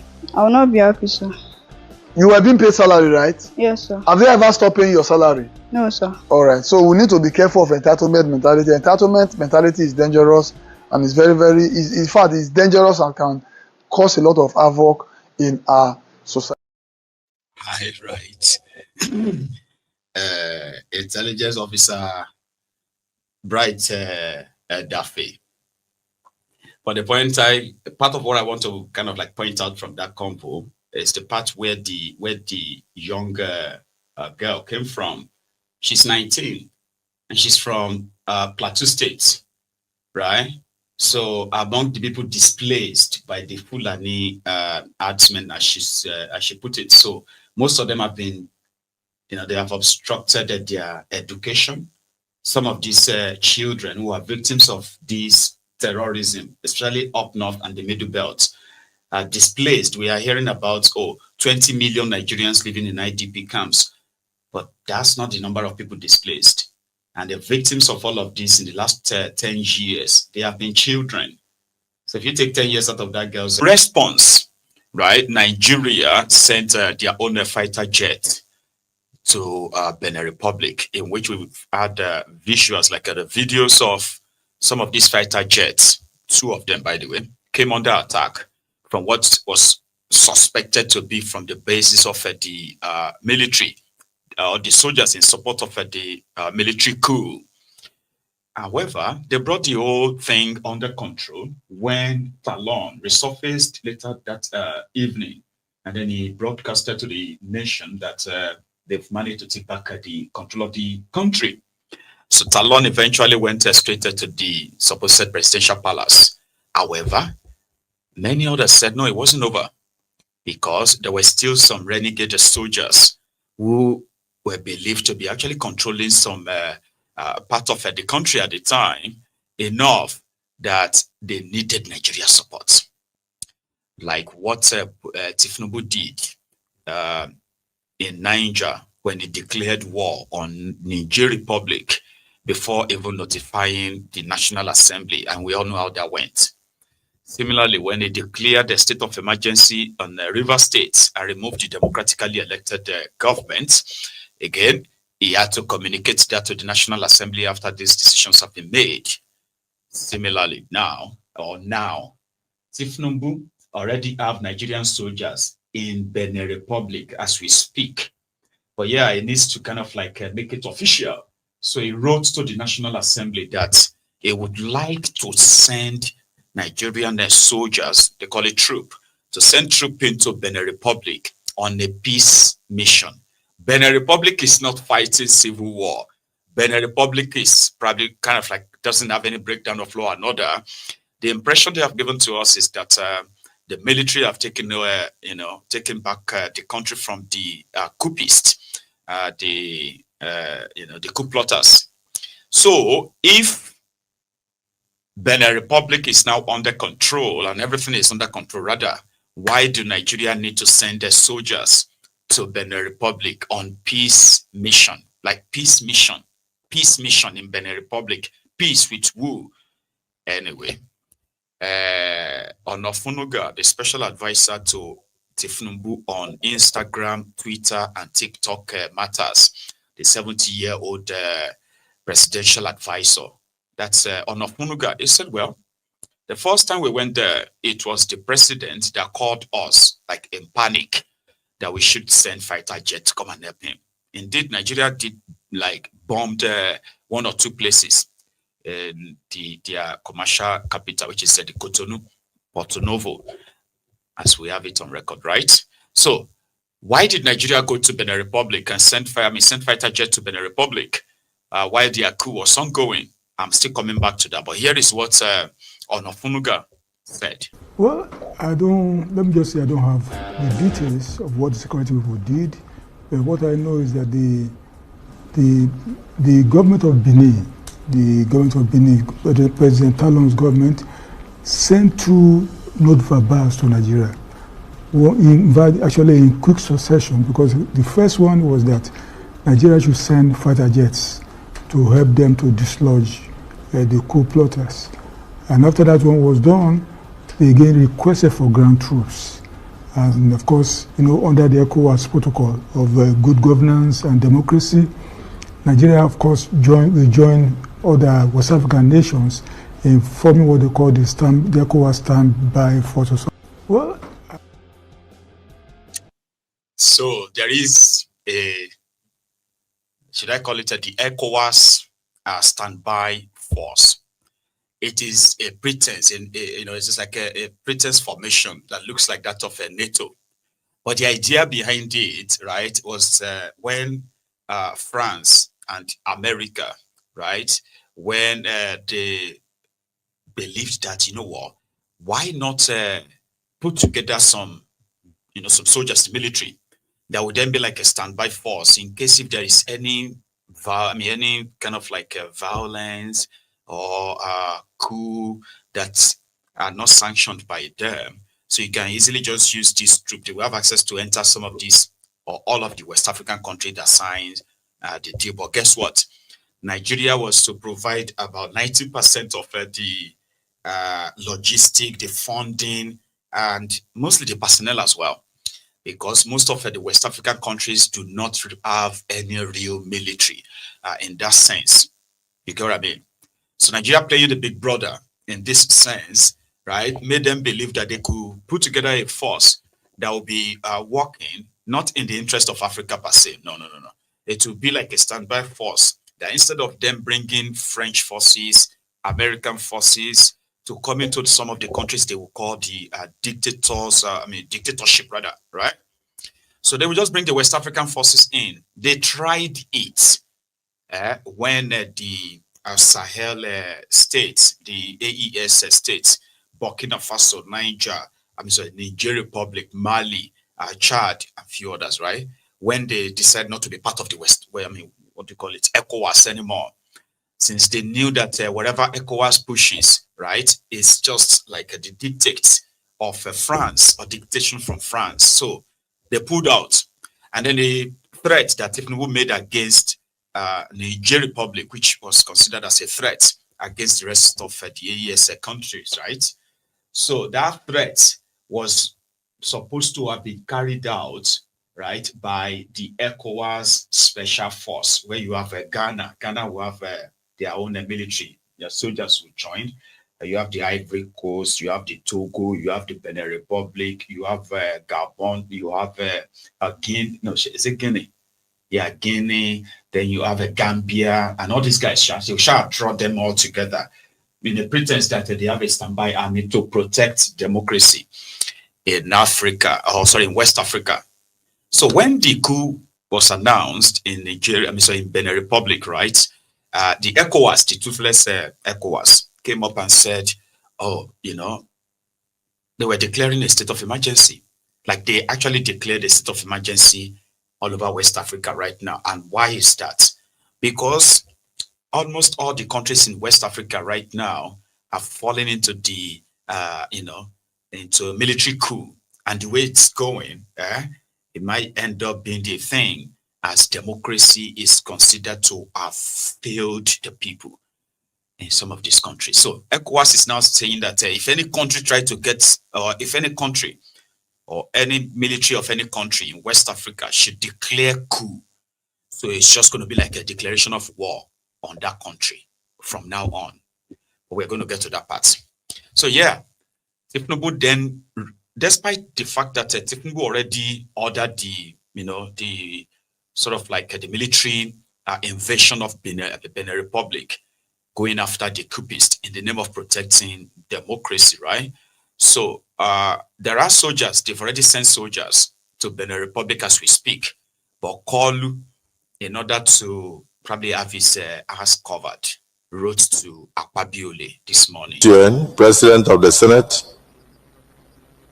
the Senate President requests for the consent of the Senate for the deployment of Nigerian troops to the Republic of Benin for peace mission.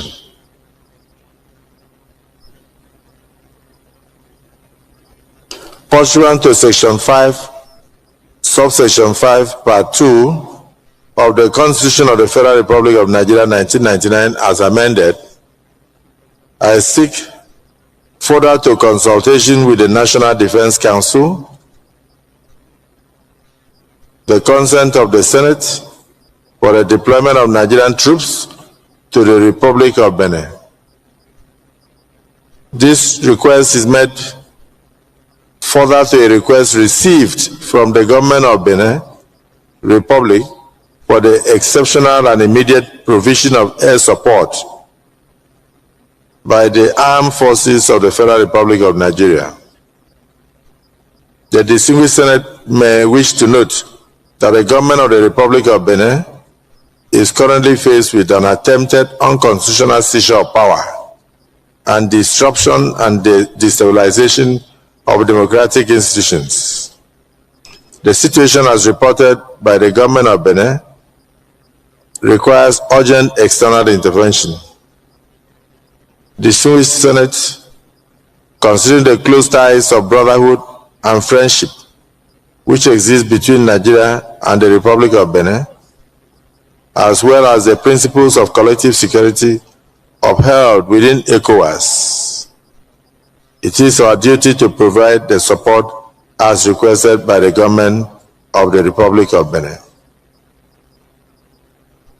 While it is my hope that the Senate will consider and approve this request expeditiously, please accept, distinguished Senate President, distinguished senators, the assurances of my highest consideration and personal regards. Yours sincerely, Bola Ahmed Tinubu, President, Commander-in-Chief, Armed Forces of the Federal Republic of Nigeria. This request for consent is committed to the Committee of the Whole for immediate action. Maybe that's what they do. Now let us understand something here. If not because these guys have mismanaged Nigeria so much for so long, if to say Nigeria, that I believed those who were like our forebearers, right, envisaged, if that was the envisioned Nigeria that we have right now, this Nigeria should be the biggest brother in Africa, right? I mean, militarily, by your population, by the economy, by your military might and the rest of that, Nigeria should dominate. Nigeria shouldn't be a country where terrorists will be having field day. It is so disgraceful that other African countries do not look up to Nigeria except their own political, their political leaders who are looking for leverages, right? Political leverages just for their own personal gain. Nigeria was supposed to be a country that will be sending warnings to some rebels or some, what do you call it? Yeah, some armed rebels in Africa to tell them that we are giving you so time, or else Nigeria will strike you and we will get rid of you. But Nigeria that can't defend herself. It is so crazy, right? That even up to the 90s, Nigeria was so prominent, right, in their this international diplomatic engagement, that Nigeria was so respected, not just in those international like that, within Africa. Up to the 90s, the South Africans, who possibly not all of them kind of like appreciate that anymore anyway. But yeah, that was how much Nigeria was involved, you know, Liberia, Sierra Leone, Gambia, Gabon, all these places. You have the record of how Nigeria played the big brother role, and everybody kind of like fell in line somehow. But these days, right, it is just one embarrassment to another. A country that couldn't keep our own citizens safe, a country that is negotiating with a terrorist, a country that celebrates the rehabilitation of terrorists, country that seems so powerless, and at the same time, you know, the leaders are so shameless that they couldn't see through that. So now we need to save Benin Republic. We need to save Benin Republic's democracy. And now soldiers are being sent to the country. Well, I don't know on what order, because right now it's obvious that with what Talon, the request of Talon in this instance, it simply means Benin Republic cannot defend herself. And now Nigeria needs to probably come in. But there are a lot of people that are saying that, listen, if this is the internal kind of like a problem of Benin Republic, which is political in this sense, the genesis of this whole thing, which ECOWAS usually ignores, they will have you know, controversial elections, rigged elections all over the place. ECOWAS will still endorse the dictators, the criminals. These criminals will change the constitution of their own country to extend their stay in office. ECOWAS will look away, and then something happened, right? ECOWAS want to save this country. It sounds so hypocritical to me. 2 years or so ago, no, was it 2 years ago, last year, Talon's party moved in the parliament to change the constitution. Usually they have this 5-year term, 10 years, 2 terms. Now they've changed the constitution to 7 years term, although Talon said he won't be contesting or running for that office, or is disqualified. So he's not a beneficiary of the change in the constitution. So in the whole thing, right, it's all politics. Politics within Benin Republic, that Nigeria would have to take side in the name of protecting democracy. They want to protect democracy now, but they didn't do same a year or 2 ago when these guys were making move in changing their constitution. A lot of them have done it. Like, look at that Otara. Otara in, I think that one is Ivory Coast, is it? They sworn in yesterday for another term, 5th term, I think. He himself changed the constitution to ensure that they could run for as long as he wants. ECOWAS won't look into that, but when crisis happens, right, ECOWAS want to protect democracy. Not just ECOWAS, those ones are like, you know, toothless paper tigers, right? But then the West, you know, America, France, especially France, right? So when those in charge are violating their own constitution, abusing the supposed privileges given to them by their country, abusing all of that, as long as they are giving the West whatever they wanted or whatever they are taking from their country, right, they will look away. This is part of what people believe that it will never happen in this part of the world, not in the West.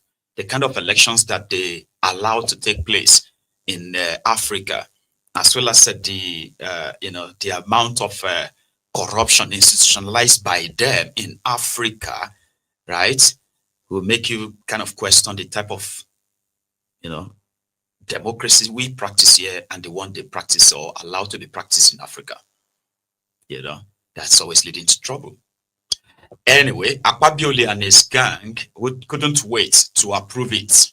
But there are few others who are senators who are present. One of them actually stood out, and that is Seriake Dixon, asking that, come, this whole thing, right? But they still did all their best to shut him down. Then they approved it for Kolu, Dixon, Oshiomole, and few others in this clip. Sorry, you are wrong. Sorry? The communication is for the Senate to give consent for the President to act in line with the Constitution, not to debate. Mr. President. So the communication, if you debate... We are saying the same thing. Can you listen also? No, all the senators here that gave consent are aware of the content of that letter. They would not have given consent if they were not in agreement with the President's request. Once it is closed, Mr. President, you cannot reopen it. It is sealed in concrete. Our endorsement of the action is total. It is not open to further conversation. And comments expressed just now on this very critical issue by the Deputy Senate President. But on conveying the views and commendation of the ECOWAS Parliament as he has done.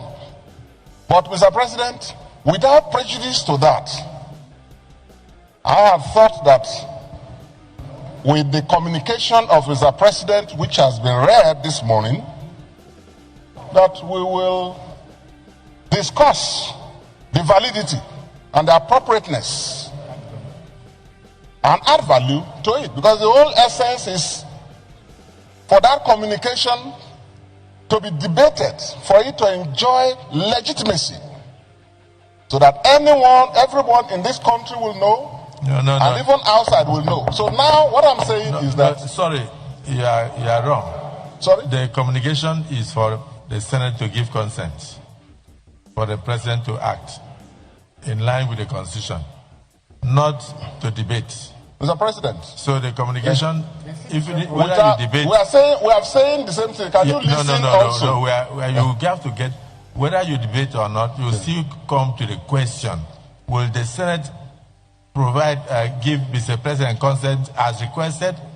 No, we are not debating that again. No, you can't. You can't even debate. We are not We debating that again. We have closed that issue. What I'm saying is... We have given the President consent. What we are saying... And the Senate, all the senators here, that you see... He's concurring with the...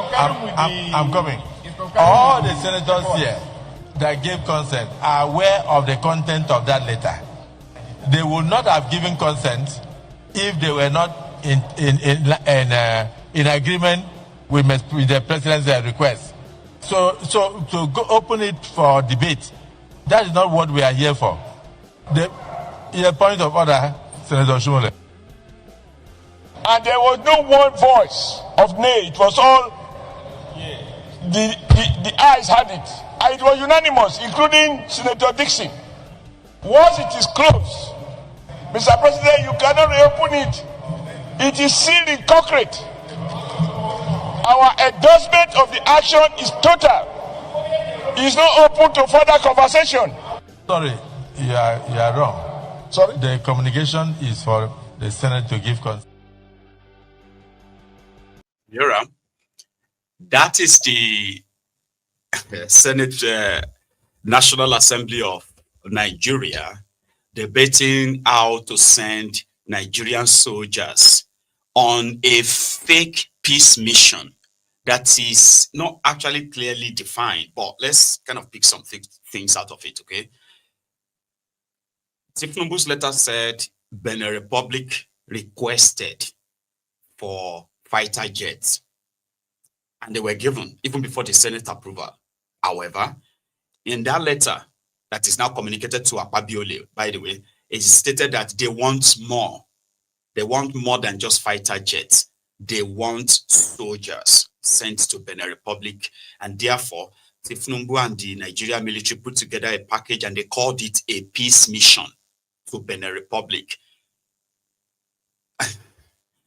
You know, so people didn't have the chance of actually scrutinizing that like it should be.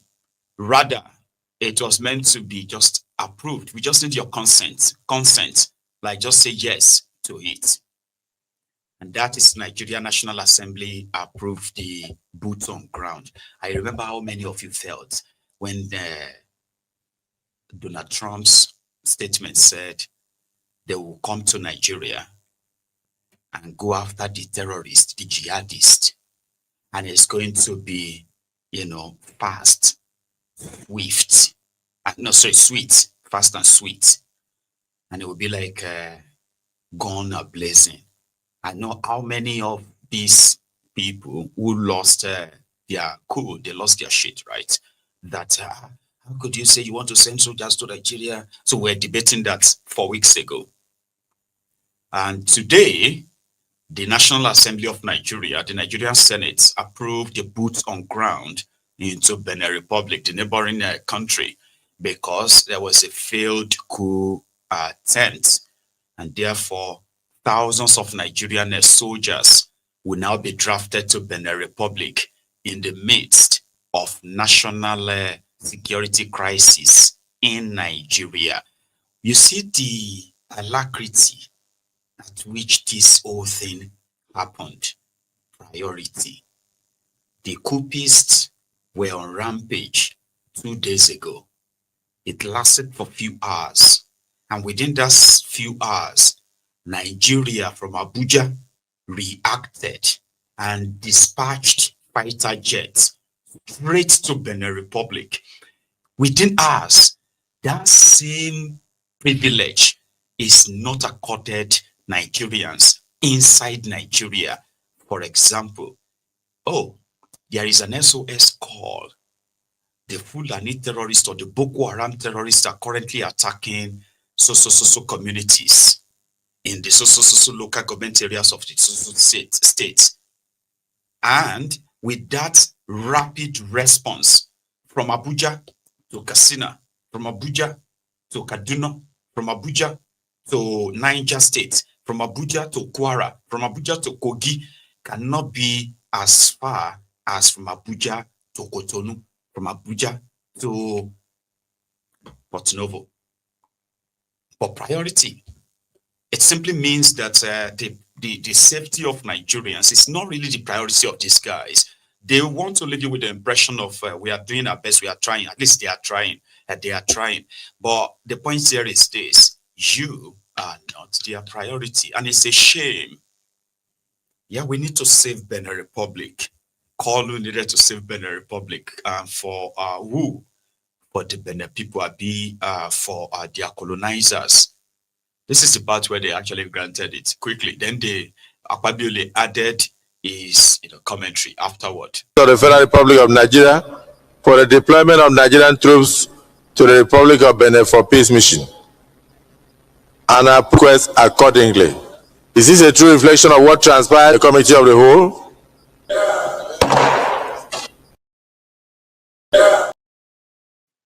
So therefore, Nigeria, now another thing is that who is going to pay for that? In case if you don't know, like Nigeria will just plug 10,000 soldiers, for example, from somewhere in Nigeria, and then just give them to Benin Republic to provide security. They will give Benin Republic, surveillance aircraft, fighter jets to man the air for them. Like, who is going to pay for that? Who is paying for all of that? Nigeria. God damn it, man. Akpabiole. Have as ambassadors designates. The distinguished ambassador designates, distinguished Senator Jimo Ibrahim, PhD warfare. You have just added that peace is not the opposite of war, and war is not the opposite of peace. So I believe strongly that the president's action has forestalled the death of many Nigerians, as would have happened in Liberia. In the past, Nigeria went into Liberia when it was late, and that was why a lot of Nigerian soldiers were murdered. But we succeeded with the collaboration of the international community to bring peace to Liberia, and Liberia was not fractured. I think the same thing happened in Sierra Leone and a few other countries. So we are very happy with the role that Nigeria continues to play.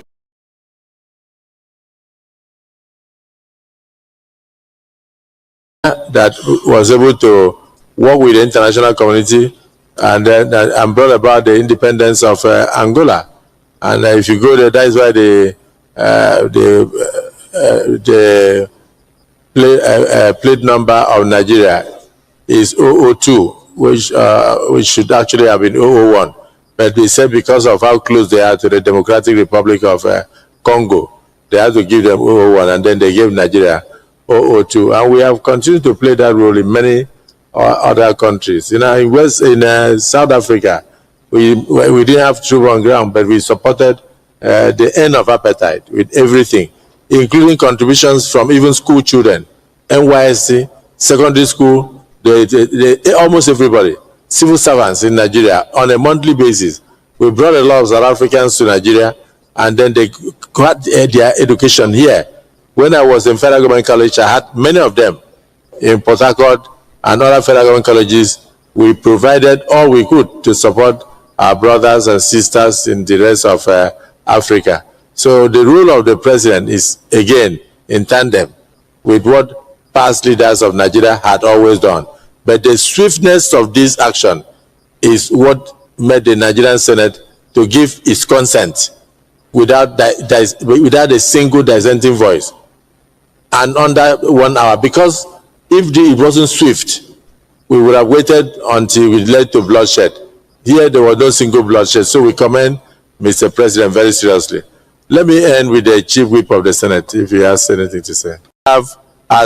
Nuisance leleyi. Nuisance leleyi. So those are the characters in charge and making critical decisions for Nigeria. Don't get me wrong, like I said, right? Normally, Nigeria had played these big brother roles in the past, and I probably was too young to understand most of the situation at the time. But those who are the older kind of like generation from that era, some of them were so proud that the intervention of Nigeria in these countries were pretty much like a historical, like they actually changed the course of history in some of these African countries. But the last 10, 15 years, these other African countries that used to look up to Nigeria as big brother, they've watched this Nigeria so disgraced. Nigerians became almost like worthless. Lives became, worthless. Terrorists running rampage, ransacking, and ravaging everywhere. And they were asking themselves, and the saddest part is that majority of all these other African countries watching Nigeria from far, they all even understands what is going on. They understand the fact that it is not that this country or this Nigeria doesn't have the resources to stop this kind of madness, right? But they understand that because of the political, tribal, religious, this and that, right, which have helped to compromise the entire system, people, institutions and all that have become so divided and weakened. That is why today they are saying on social media, Nigerians either begging for ransom or begging government to please protect or save them while they are on the run from their own ancestral homes and lands and all that. So other African countries are watching. But it's only the Nigerians or these supposed Nigerians who bury their heads in the sand like ostriches, right? Like that, who pretended that they are still living in the 60s, 70s, or 80s, even 90s. The history they read in their civic books. Nigeria rescued Angola. Nigeria fought to end apartheid. Nigeria protected and saved Sierra Leone. But when you say all of that to them, they will now look at it and say, but why can't you protect yourself now? And a shameless Nigerian will say, hey, but insecurity is everybody's global problems. You are just so shameless. Very shameless. You are like the people the Yoruba call you know what that means, right? Somebody the whole world or the generality of people actually watches with pity, but he sees himself as like that's exactly what Nigeria is. A shame, as somebody from Nigeria, you are likely going to pretend and live in denial. It is very common. But if you think other African countries or other Africans don't know what is going on in Nigeria and they watch in horror, they watch with so much pity, and they look at you and they concluded that that country, they are just big for nothing. I have heard them say it. I have seen them utter it. That Nigeria, they will be telling them, so what do you want to go and do in that country? Oh, have you been to that country? Have you been to that Nigeria? They are so loud. They are so this. They are so that. But have you been to their country? This is what Nigeria is to them, in case if you don't know. Just saying. But there are those who have this special kind of like love for Nigerians. If you meet Nigerians from, at least from so many parts of Nigeria, you are going to feel like, oh man, there seems to be wonderful people, but why is your country so shy like that? And typically, typical Nigeria was just like, oh man, now Britain, Kosa. Honestly speaking, it is this America, or the West, they are the ones sponsoring everything in our country. See, and you are like, how many are you? We're like 250 million. 250 million. And you couldn't actually get like a million of you that will say enough. Say, no, it is America that is controlling. It's the Britain that is controlling our election. It's crazy though, right? So when they call you a big for nothing, good for nothing as well. Big brother Africa. Crazy, right? So while we were still dealing with this Benin Republic and no clear sort of like a picture of what the situation is in Benin Republic, because when these coup plotters failed to capture the supposed president, you don't plan a coup and announce a coup without having the head of that government in custody. So they made a mistake. Oh, maybe it wasn't a mistake. Maybe this whole thing itself is actually a different agenda, or like a mean to an end, not an end in itself. Because how do you announce a coup and the guy who is the head of the government was safely kept somewhere? So it failed. You get me now? So they are not telling us what is going on inside that place. However, boom, breaking news. Nigeria's C-130 cargo aircraft, military aircraft, has been arrested in Burkina Faso. Burkina Faso, okay. What happened? We're talking about the Benin Republic. And we've seen the Nigerian military and the rest of them flew to that Benin Republic in the last 48 hours. What do you mean Burkina Faso again? Say, yeah, they've got Nigeria a C-130 cargo plane. But Burkina Faso now far from Benin now. This is Nigeria. From here, Nigeria, you go to Benin. This is Benin. From here, you go to Ouagadougou. So this is Benin. From here now, you go to Ouagadougou. Ouagadougou is there in Burkina Faso. So now Ouagadougou that they call it anyway. Then from there, you can actually annex Mali. So meanwhile, if you are in Nigeria here, and you see Niger here, you see Mali here, you see Burkina Faso there, and Benin Republic here. So you fly from here, Nigeria, straight to Benin Republic. What the hell are you doing in Burkina Faso? They said rumors started flying. They said, oh yeah, maybe they were spying on Burkina Faso. Maybe they are planning to invade Burkina Faso and the rest. And then the Nigerian military came out and said, no, that's not what happened, Nigeria Air Force. That's not what happened. You see, the aircraft developed a technical problem, and they had to make an emergency sort of landing. And it happened that a small airport in the southern part of Burkina Faso, I'm going to go get it name. Name kind of like it sounded like a Dobos or something to me, right? So the area, the town where the Nigerian C-130 aircraft, cargo aircraft, military aircraft, right, landed is called Bobo. Hang on, let me take that again. It's called Bobo Belusi or something. Hang on, where is it? Yeah, it's called Bobo Dolasso.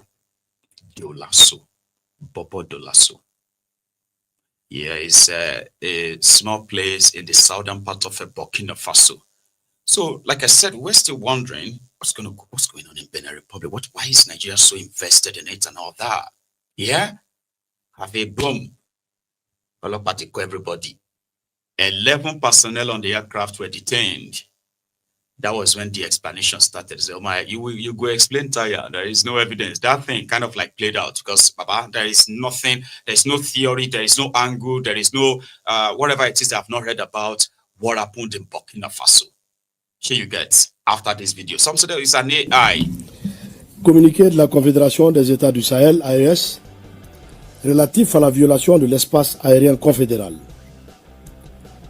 La Confédération des États du Sahel informe l'opinion qu'un aéronef appartenant à l'armée de l'air de la République fédérale du Nigeria, de type C-130, a été contraint de se poser ce jour 8 décembre 2025 à Bobo Dioulasso, au Burkina Faso, à la suite d'une situation d'urgence en vol, alors qu'il évoluait dans l'espace aérien burkinabé. L'avion militaire avait à son bord 2 membres d'équipage et 9 passagers, tous militaires.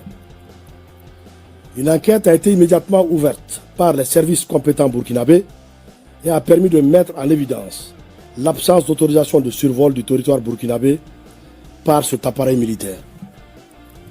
La Confédération des États du Sahel condamne avec la plus grande fermeté cette violation de son espace aérien et de la souveraineté de ses États membres. Face à cet acte inamical, mené au mépris du droit international et des règles internationales d'aviation civile et ou militaire, les dispositions sont prises pour garantir la sécurité de l'espace aérien confédéral, la souveraineté et l'intégrité territoriale de ses États membres, ainsi que la sécurité des populations de la Confédération AES.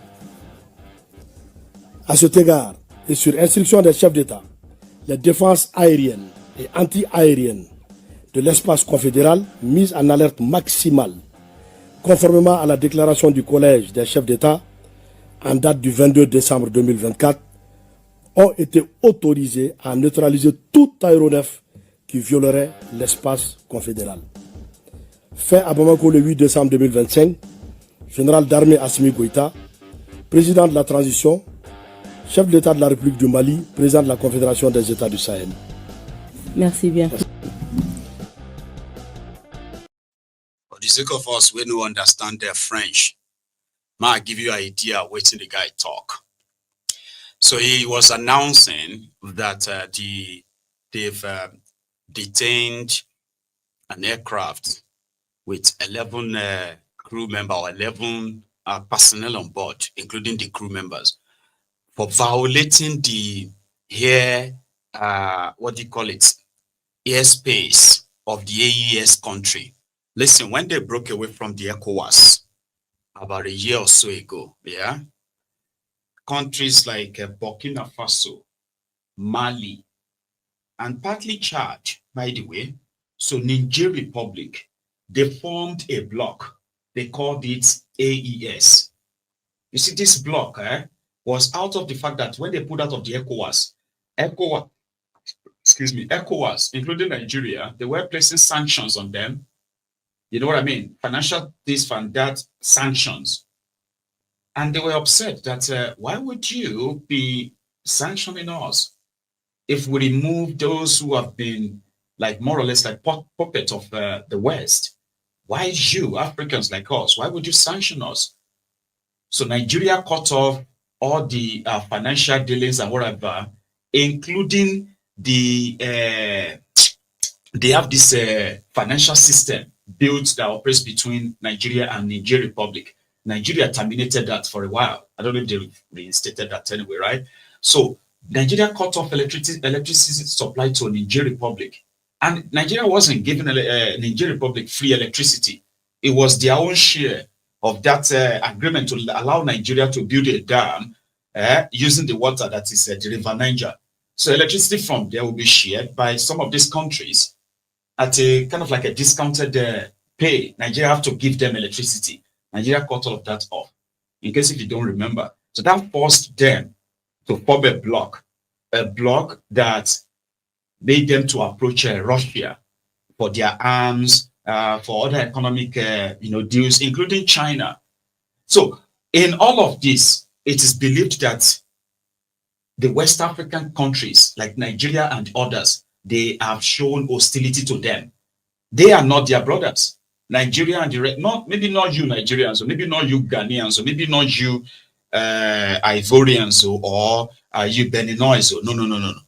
Your government and their position on this whole thing, they have posted that they are hostile to these AES, and they banned this their airspace. They ban all these other West African countries from their airspace. That one is not new. Do you understand? But Nigeria said, no, that's not what happened. They avoided the airspace. They weren't spying on them. They said these guys were going to Portugal. If they go to Portugal, no be Nigeria you go fly. What are you doing in even though Nigeria airspace you are not really allowed to fly that now. I don't know what is, then I don't know what it is now. Remember that time when they banned everybody, right?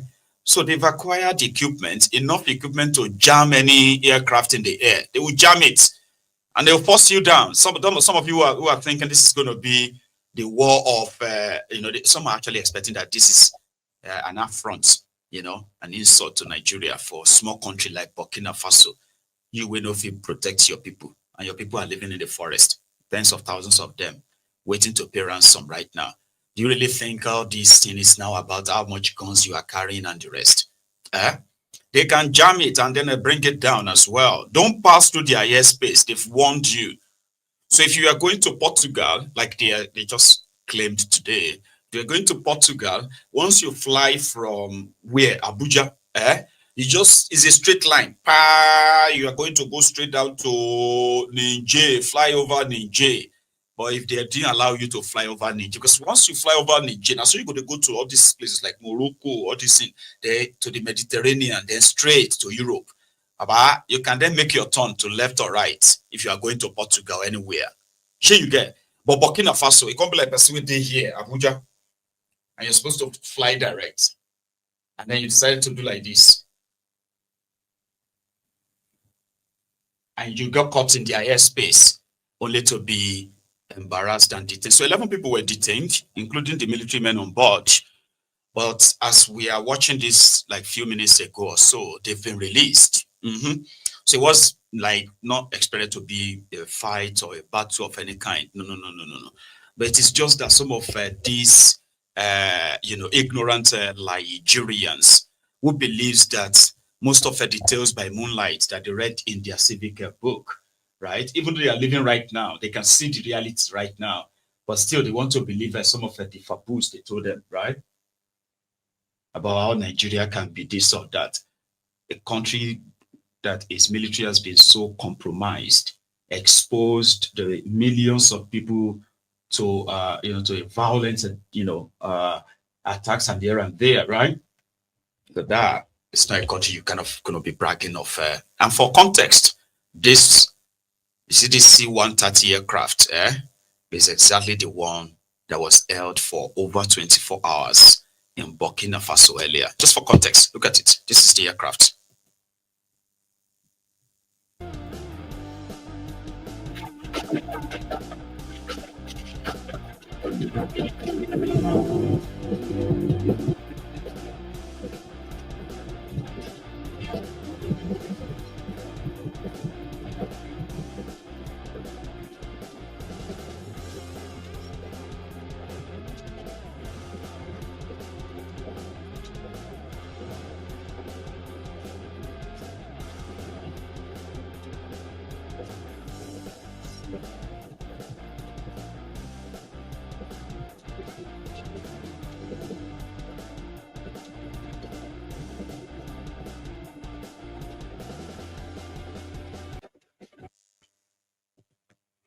A cargo plane, military cargo plane.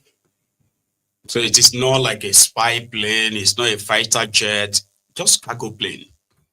And usually I believe they can also use same to, for troop deployment, where they can put like 300 or 400 soldiers in there and lift them to take them, to the war front, I think.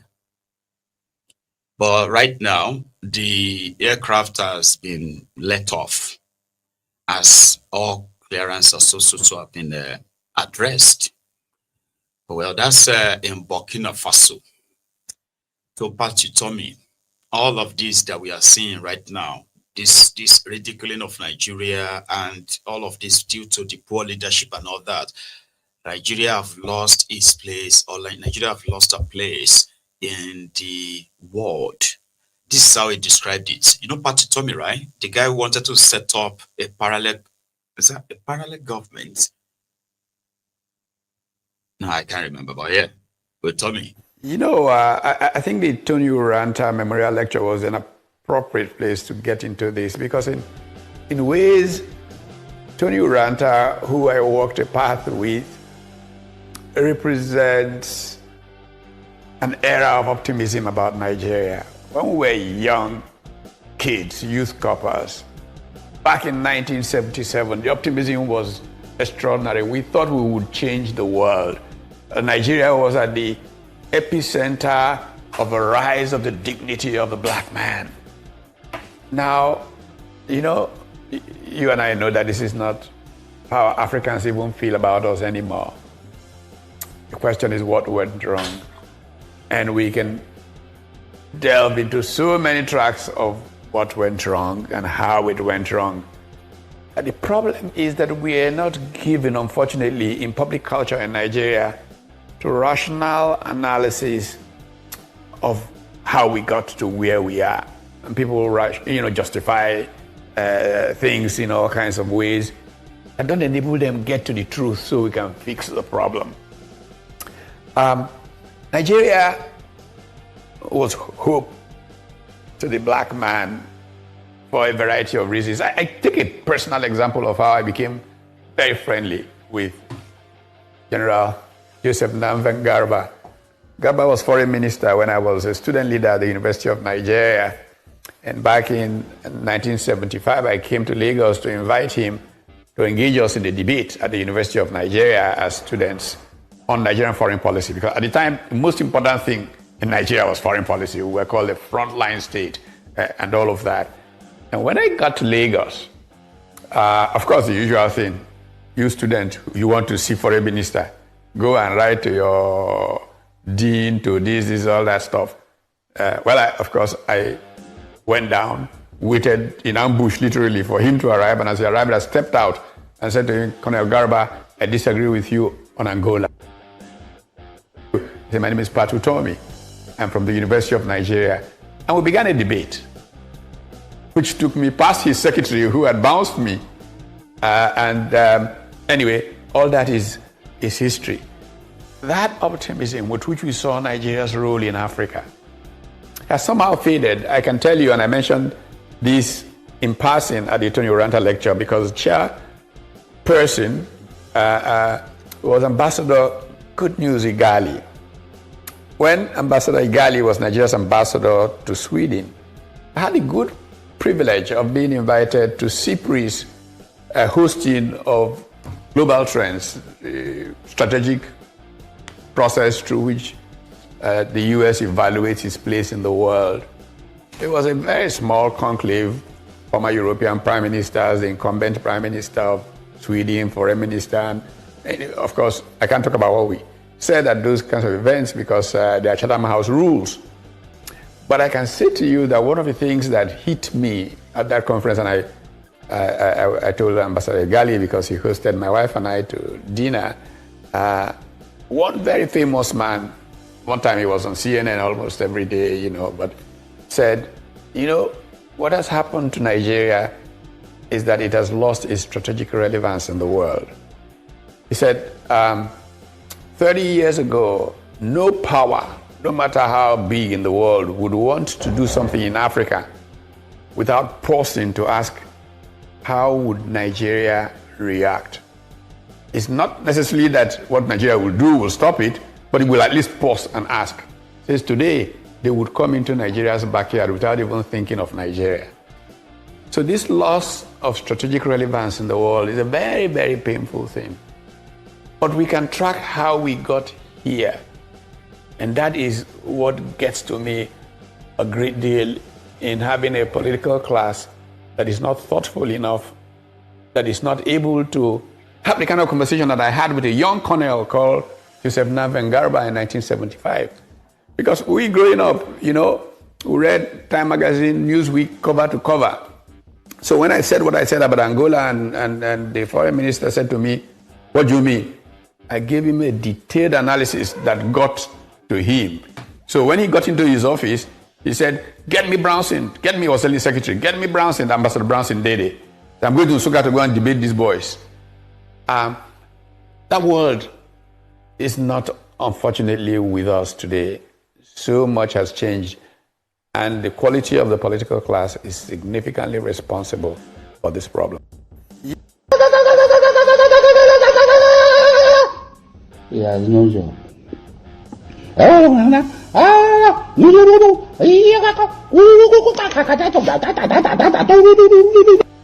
He has. Are you not tired hearing about this glorious time of Nigeria? You know, that period when, oh, man, to go to school, they will give you chicken, full chicken, and full rice. You have, you know, fresh milk with your breakfast. You have snacks, fruits. Man, they will take you on holidays. You go to all these historical places. You go on excursion. Nigeria was so beautiful. Nigeria, Are you not tired of hearing them? Because all those things are now more or less like many that we never witnessed. And those who witnessed all of that then contributed to the ruin of all of that. So today, when they keep kind of like reminiscing on them on TVs and all that, and I'm like, because right now they have raised generations who have only known hardship, suffering, corruption, what do you call it, extrajudicial killings and the rest of that, that we have coined a prayer. May Nigeria not happen to you. Because everybody knows what that means. It's kind of a situation whereby you become so helpless. Like there's nothing you can do. Nowhere to turn to, no one to turn to. They ruined as they told us, a supposedly great country. And they are not letting go as well, because they still hold on to it. They still hold on to this power. The governance leverage and the rest of that. They still want to be in charge despite all they have done. So they should stop telling us how they used to have electricity, how they used to have very beautiful hostels when they were in schools, how jobs were already waiting for them before they even finished their class 5. It was like their secondary school. They're already there. How many of them got scholarships to go and study abroad so that they could bring back this supposed, development from this developed world? What did they bring back to Nigeria? They brought back corruption, institutionalized corruption, which has now contributed to what they know as generational poverty. Multi-dimensional poverty, where you have over 140 million people living in multi-dimensional poverty. So, multi-dimensional poverty. You know it. Don't let them use fancy English. Make it look like something nice. So, or maybe you are above it too. If you don't have access to 24 hours electricity, you are living in poverty. If you don't have access to, affordable health care, reasonable ones, right? You are living in poverty. If you do not have a good and motorable roads, that is poverty, extreme. If you cannot stay safe around the people who are supposed to protect you, your police, your military, that is living in multidimensional poverty. Are you with me?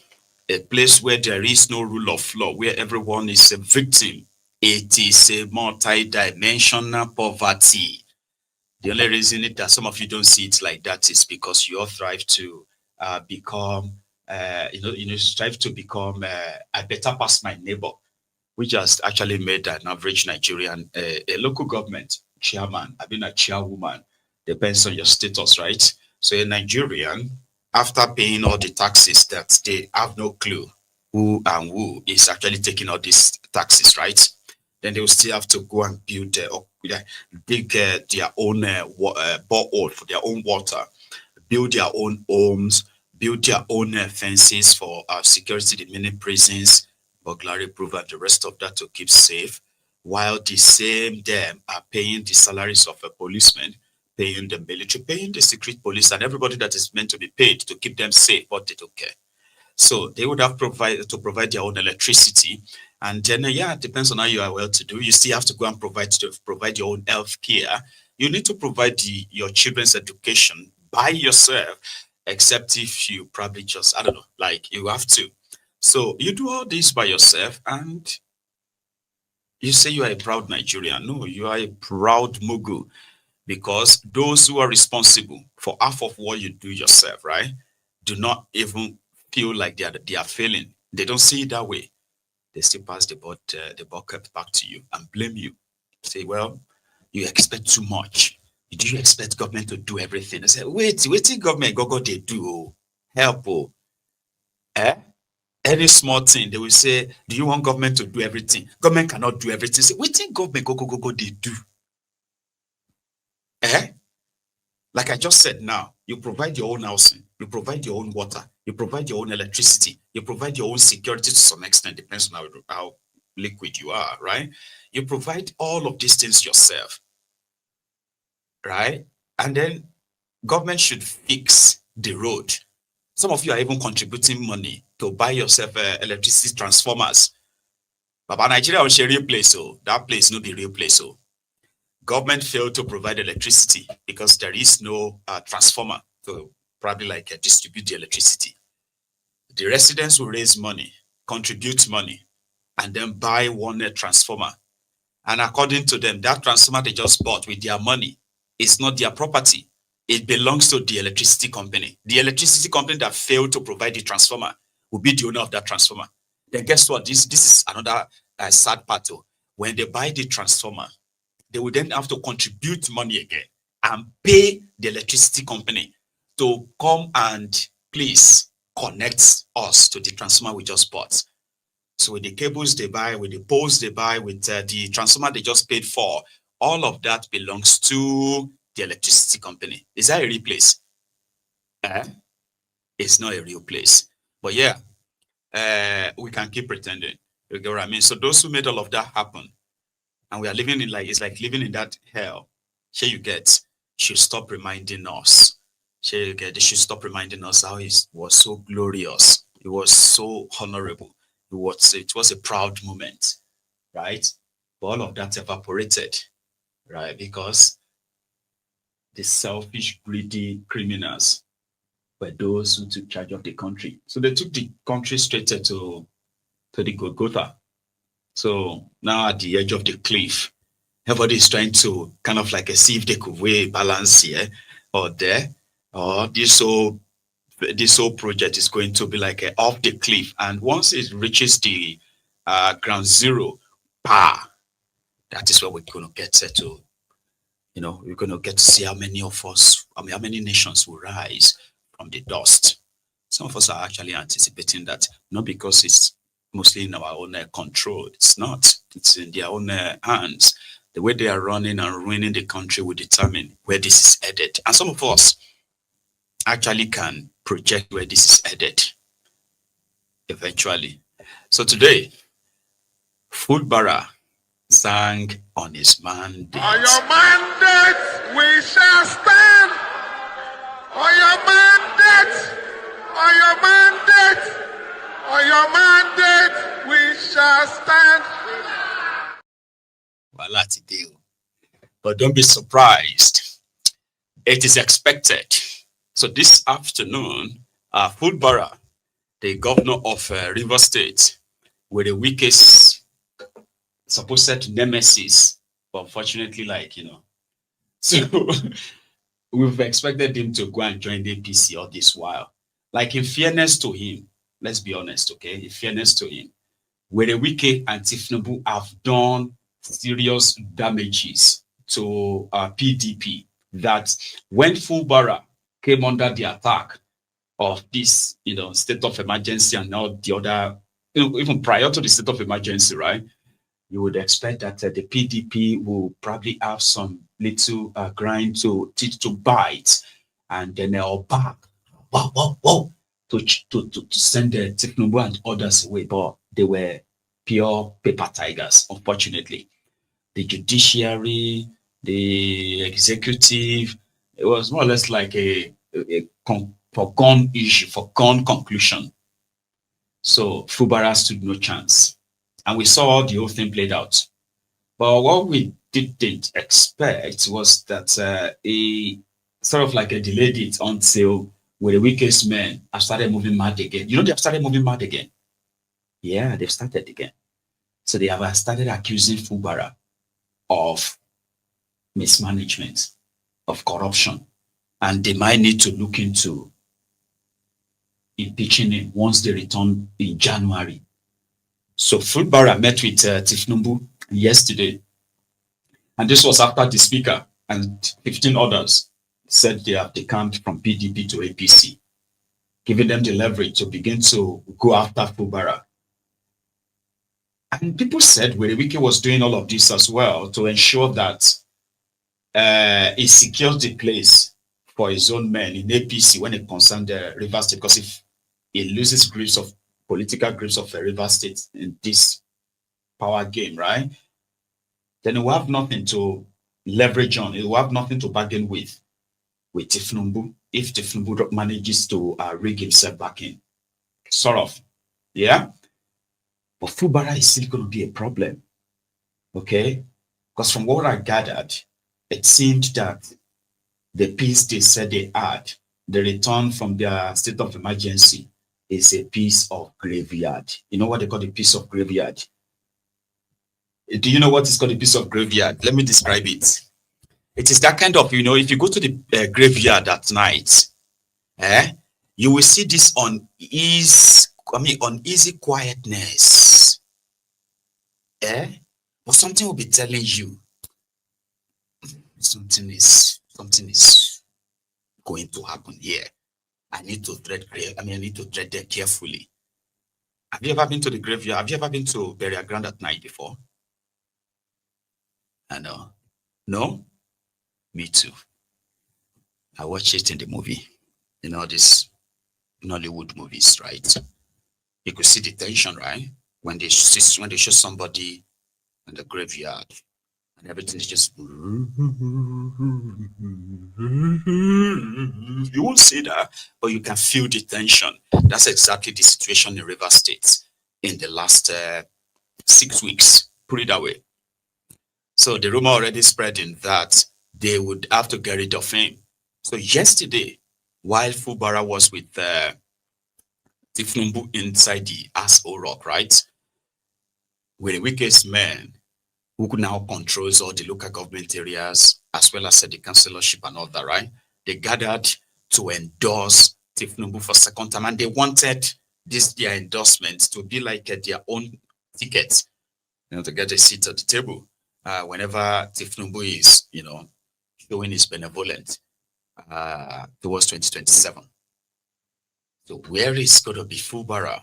Then he pulled that today and they said, well, I am mad. Man, that was kind of like a cringy, right? I'm going to show you what he said, but this part is quite cringy. The way he's screaming that, I am mandate. It was like his life depends on it, right? On your mandate, we shall stand. On your mandate, on your mandate, on your mandate, we shall stand. God damn it, man. Oh, but when you're going, it's more or less like, me too, I am standing on the mandate. All of you are threatening me. All of us go stand on the mandate right now.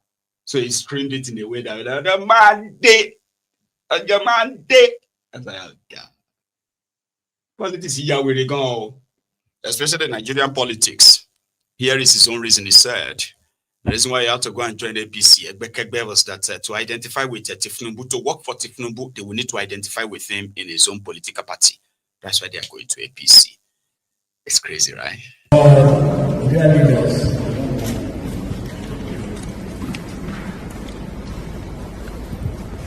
I know you'll be expecting to hear from me, and more especially in this meeting. I have to arrange so gently.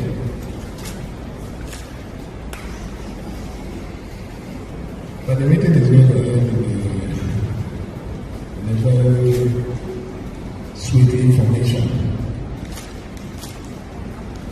You are aware that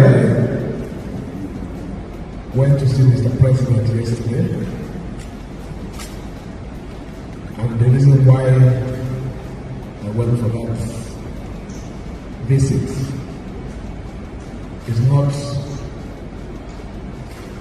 just a personal visit, but a state interest consultation.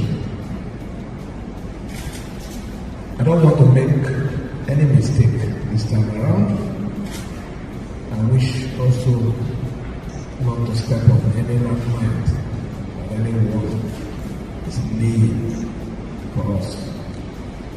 So I was with Mr. President yesterday to brief him on the situation of things in our state, which I believe he has taken note and is going to act swiftly on it. But the most interesting part of the meeting is that what you all have been waiting for,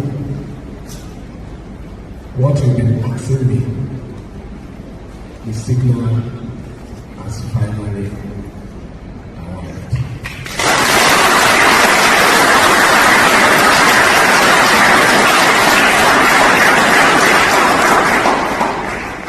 We have the full support, we have positive nod to live where we are because we didn't get any protection. To go to where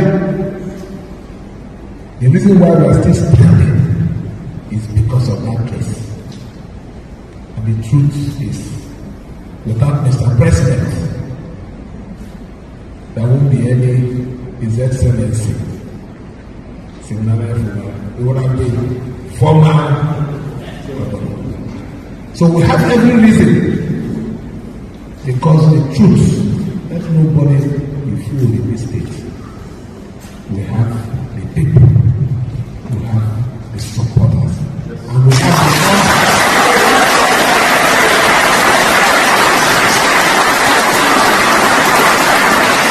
our only thank you to Mr. President is to support him.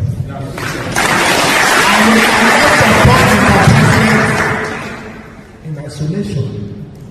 And we can't support Mr. President if we don't fully identify with him, not backyard support.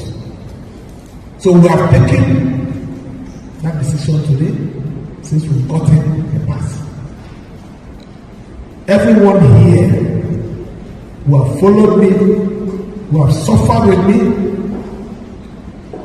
our decision today, this evening, we are moving to APC.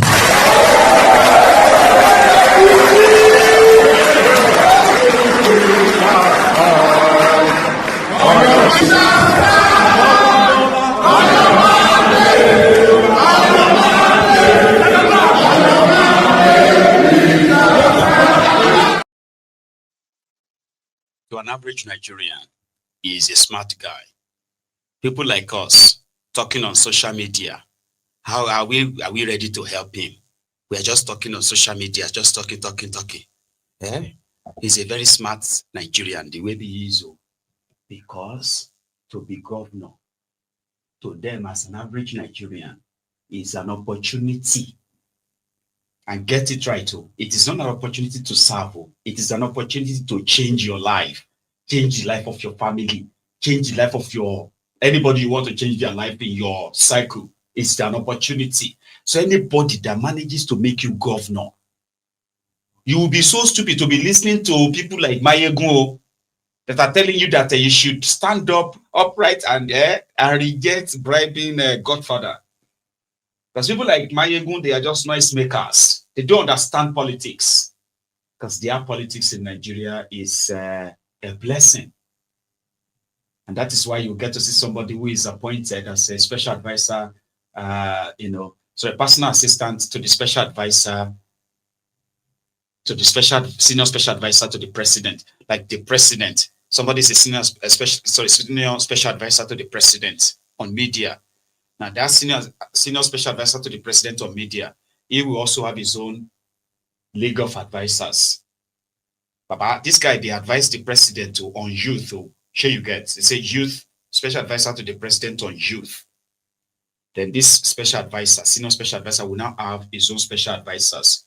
We will have special advisor on economy, special advisor on agriculture, special advisor on football, special advisor on Chelsea, special advisor on Manchester, just a special advisor on La Liga. They will have them like that. Those ones, will also have their own special advisors like that. And person where they just appointed as the third or fourth league of advisors to senior special advisor to president, that one will go to church. Serious party. Say, and I also rock with the go now. I am a special advisor to the special advisor to the special advisor and the senior special advisor to the president. Say, how many? Say, 4. I'm the 4th one. Say, wow, God is great. God that made you the 4th one will finally, by the year, it will make you the special advisor to the president. You will not get anybody in the middle again. Amen. So with this thanksgiving you have brought today, God will lift you the way he lifted Sudano from Kiniko to household, wherever. They will do all of that for them. So they do thanksgiving because they are given political appointments. If you can't go win the election, chancellor, you will see people happy around and all of that. It is not because they expected you to really change anything. They will say it is your own opportunity. And it's good to be loyal. If you are loyal to all these your political leaders, they will reward you. So political offices are mainly for reward. You're rewarding lackeys. And that is why you will see them celebrate it in a way. It is not about ideology or anything. So to an average Nigerian, Fubara is doing the right thing. I mean, PDP couldn't save him. The people of Rivers State that voted for him couldn't save him. It was Tifnubu that saved him. But the truth is that without Tifnubu, Fubara will not be removed from office. His removal from office is so illegal. But because Nigeria is a lawless place, you understand? He's so grateful that he was given another chance. So right now, he's probably ready to give any amount of money. And that's what they normally do. Any amount. Name it. Just for APC to call him their governorship candidate. To give him their ticket in 2027. Rivers will pay. You will pay. What do you think caused this? On your mandate like that. That's on your mandate, we shall stand. On your mandate. On your mandate. On your mandate, we shall stand. I'm not going to let you down now. What? The message is very simple. We are the ones that will give that support. And we will give that support with a loud ovation. Because we know that the people of Rivers State are with us. Thank you. God bless you all. Nuisance, Lele. Complete nuisance. We don't get anybody. let us break it down. I mean, I understand that somehow they just need to entertain themselves. But let us look at the facts. He's got nobody, to be honest with you. He's got nothing. But here is why. When Werewike forced him or managed to get him rigged in as a governor, Werewike controlled over 80% of all of the political appointees. All of them. Up to the ministry, who are like the civil servant and the rest of them, Werewike handled all of that. To the point that 80% of these food barracks commissioners, they will rather report back to Werewike. Werewike was in Abuja as minister. Food barrack will be holding executive council meeting in Rivers State, in Port Harcourt. And when he says, oh, you, commissioner for, so your budget of the road of so and so. So what is the update? Because I have given the approval. So what is delaying that? The commissioner will tell him that I'm still waiting for Oga's approval because Oga never said anything. Oga? Like Oga, who is Oga? Wike. So that was what he was dealing with. So when he started this whole shenanigans of, resisting sharing the allocation of the state, the blah, you all saw what happened. So he has no control over the State House of Assembly, National Assembly members. He's got nothing. Those ones he surrounds himself with, when he told all of them to go and run on another platform for local government elections, remember, the one he conducted, and they were all declared winners, and he sworn them in, and he told them to go and resume office. That changed. All of that got changed because, Werewike pulled the Supreme Court card because he's got nothing. So at the end of the day, all of them, he had to tell them to, don't worry, they will find something else for them. While he's working to find something else for them, all of the local government, all of his boys in that local government, all over the state, while he was still waiting to find something for them, they declared state of emergency for another 6 months. So everybody just went away for 6 months. And with the weakest men, they were all over the place. They were in charge. So the administrator was appointing with the weakest men, the ones who are fighting Fubara. They were in charge for 6 months. They are still in charge. When Fubara came back, so the administrator don't conduct local government elections. All the weakest men are in charge of all the local government areas. All the councillorship seats are owned by weakest appointed men. And that's what they call their politics. The politics of grassroots. So when he's telling them that the Rivers people are with us, we are the one that we say is just talking rubbish. But you don't have to believe me. Just give it time. Here is a Save Our Soul message from the APC members in Anambra State. I believe they are protesting the marginalization, the political marginalization by Tifnubu's regime. They said Tifnubu has not been giving them appointments. And if he gives appointment to Anambra or to these states, right? It's not to them, the APC members, but to some people that were anti-APC. So they had to stage a protest, right? The clowns.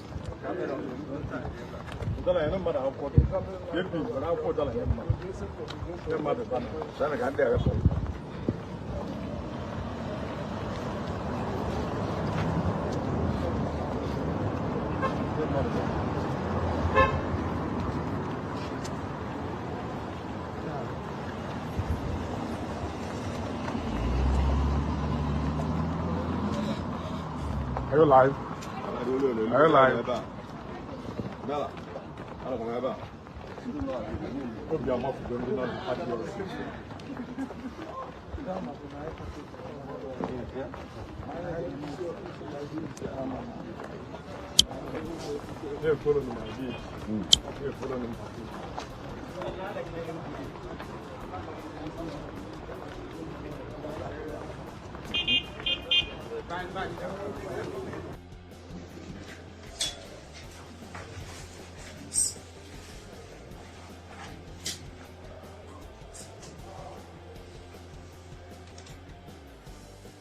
APC Anambra State Liberation Movement. In a reply, We demand action on injustice on Anambra APC regarding federal appointments. Go ahead. We demand action on injustice regarding federal government appointments in APC Anambra State. We demand action on injustice regarding another appointment on APC Anambra State. APC Anambra State Liberation Movement. We demand action on injustice regarding federal appointments on APC Anambra State. APC Anambra State Liberation Movement. We demand action on injustice regarding federal government appointments on APC Anambra.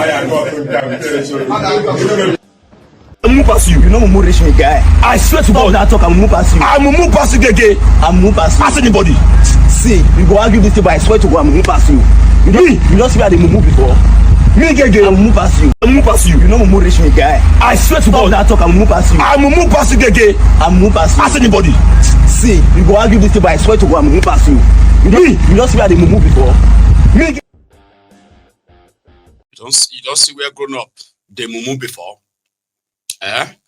So Anambra State Liberation Movement, talking to Tifnumbu to look into the marginalization from the federal government's appointments. It's all about appointments.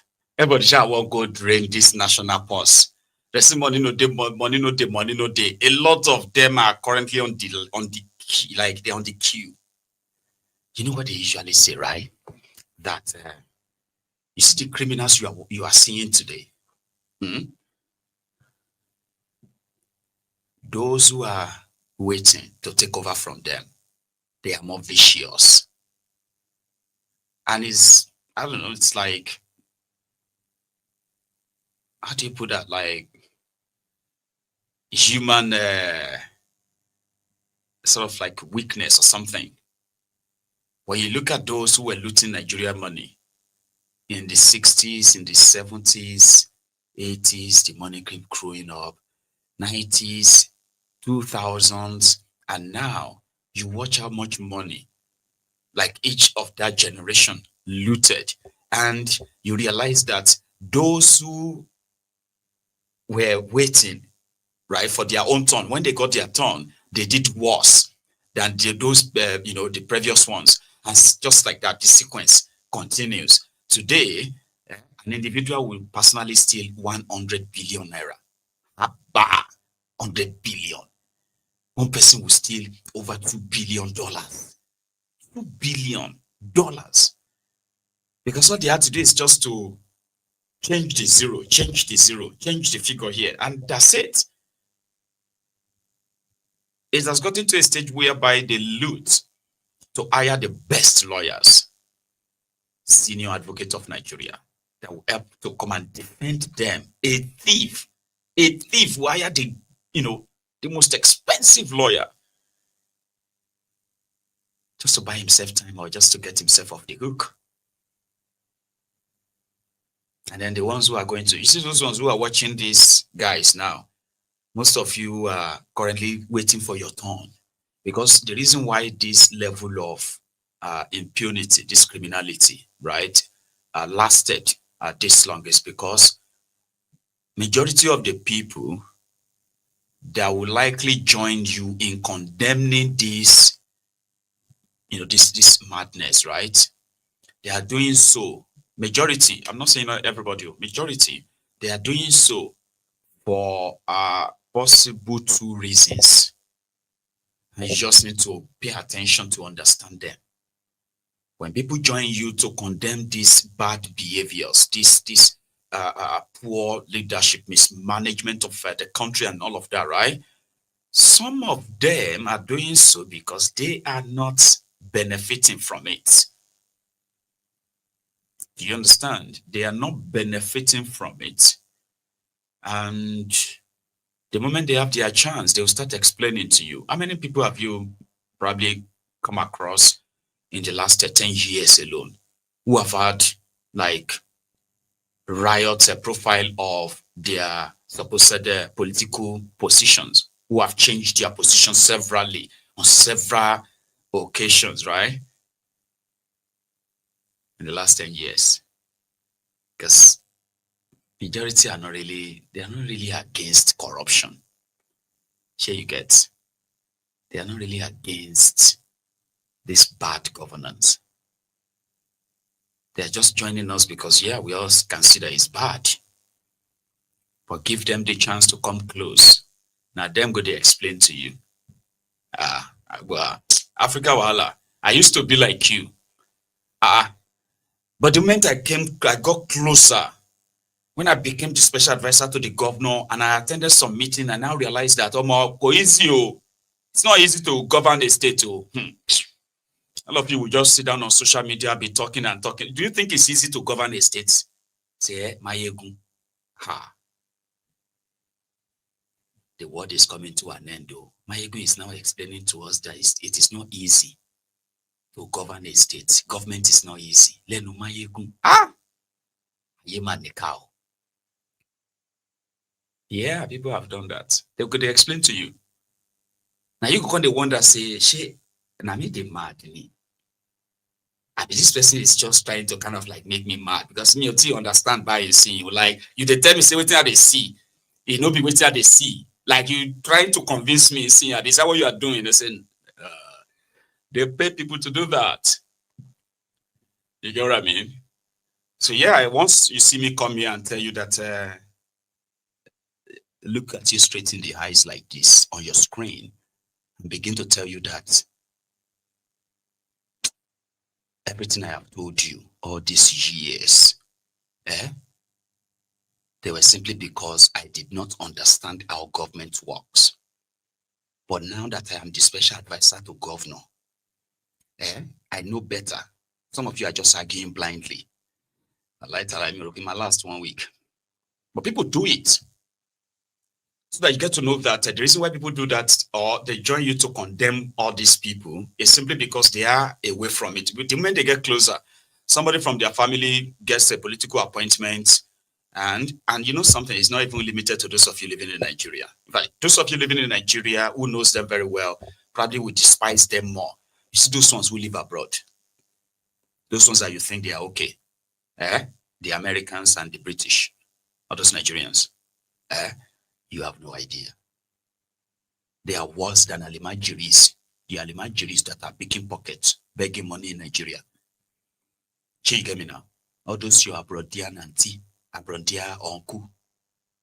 Majority of them, their dream, is to finally join and benefit from this your politics. And it is not because they have lived in any country for so long. No. Who do you think your politicians come abroad to see? Who are those who makes the place convenient for them? Politicians, some of them who have never left Nigeria in their lives. Right? But now they go abroad all the time. Who are those you think kind of made it easier for them? Maybe Nigerians. You will realize that your uncle and auntie, who is even somebody who look like this, actually like a successful in America, successful in the UK, he is still there. Calling that useless House of Assembly member honorable. Honorable, but you just forgot us, Sha. They are all looking for something. They are all looking for a way in. They are all looking for how to kind of coming back to that Nigeria, that lawless place, to run you streets. And you know, we are the type that can easily really do that anyway, because a middle experience, right?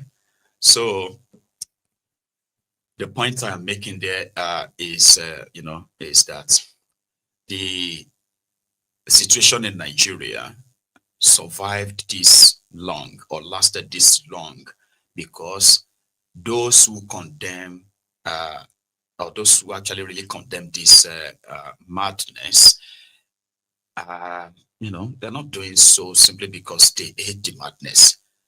Not all of them. That's one of the reasons, because some of them are only waiting for their turn, waiting for their time. And when I say wait for their turn and time, right, it's because I have seen it.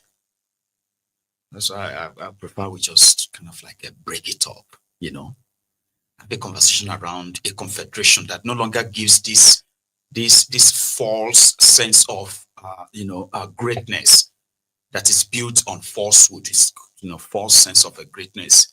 you know, where your people are being drenched in poverty every day in their hundreds, while few of you are stealing that supposed resources meant for them.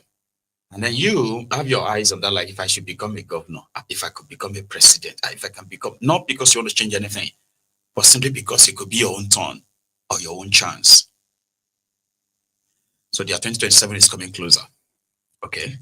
And they asked Peter Obi himself, like, what are you up to lately? Like, what's going to happen come 2027?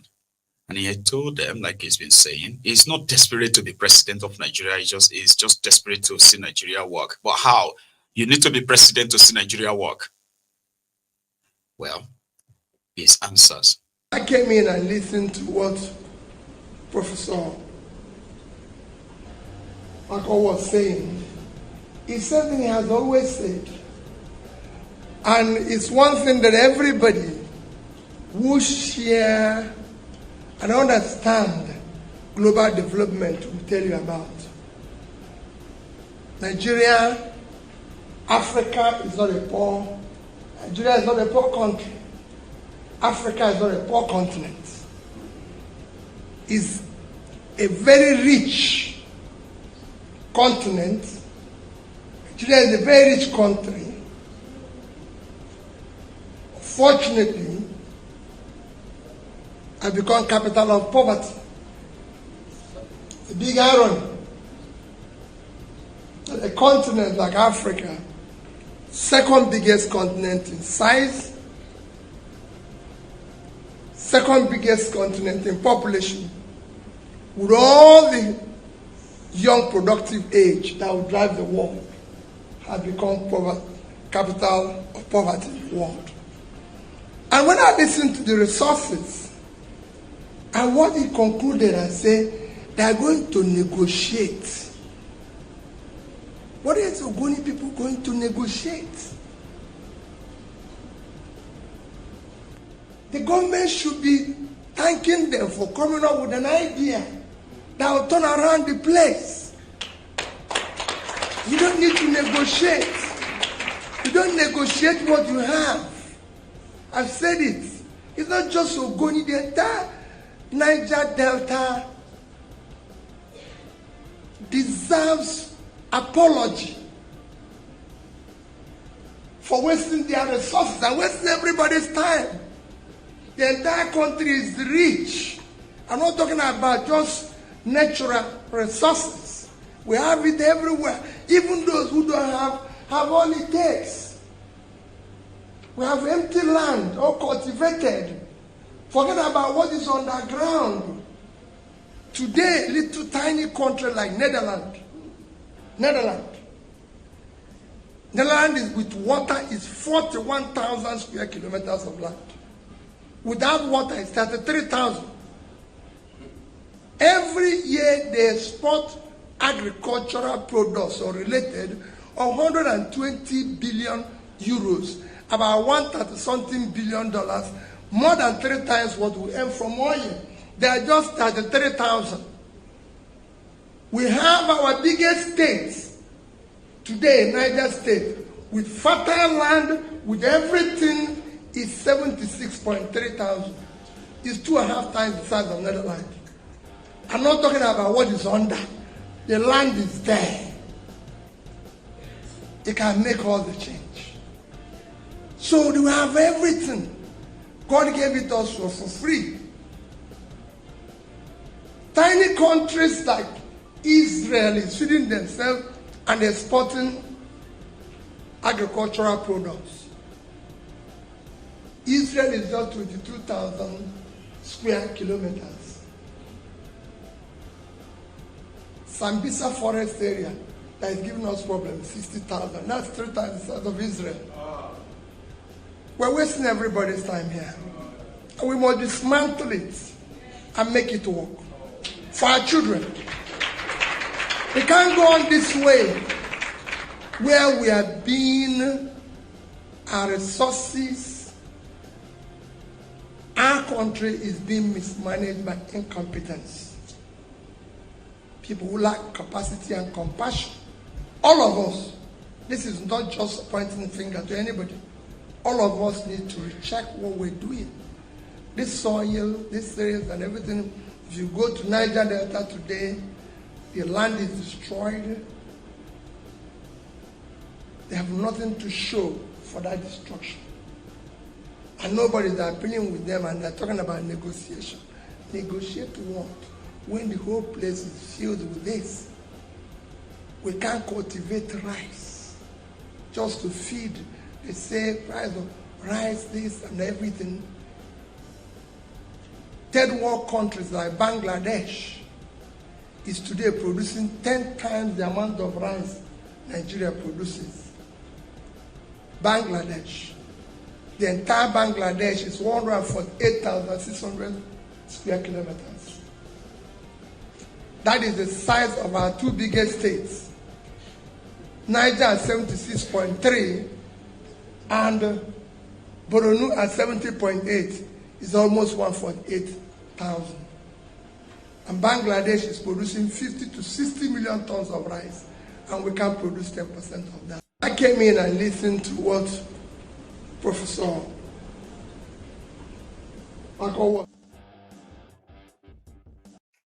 Obi is Obi. And I need to promise you this, right? Majority of his critics, they are bored with the numbers and all that. They couldn't really see the technicality in his point. Like Abba, a country like Nigeria, they used to feed themselves, at least.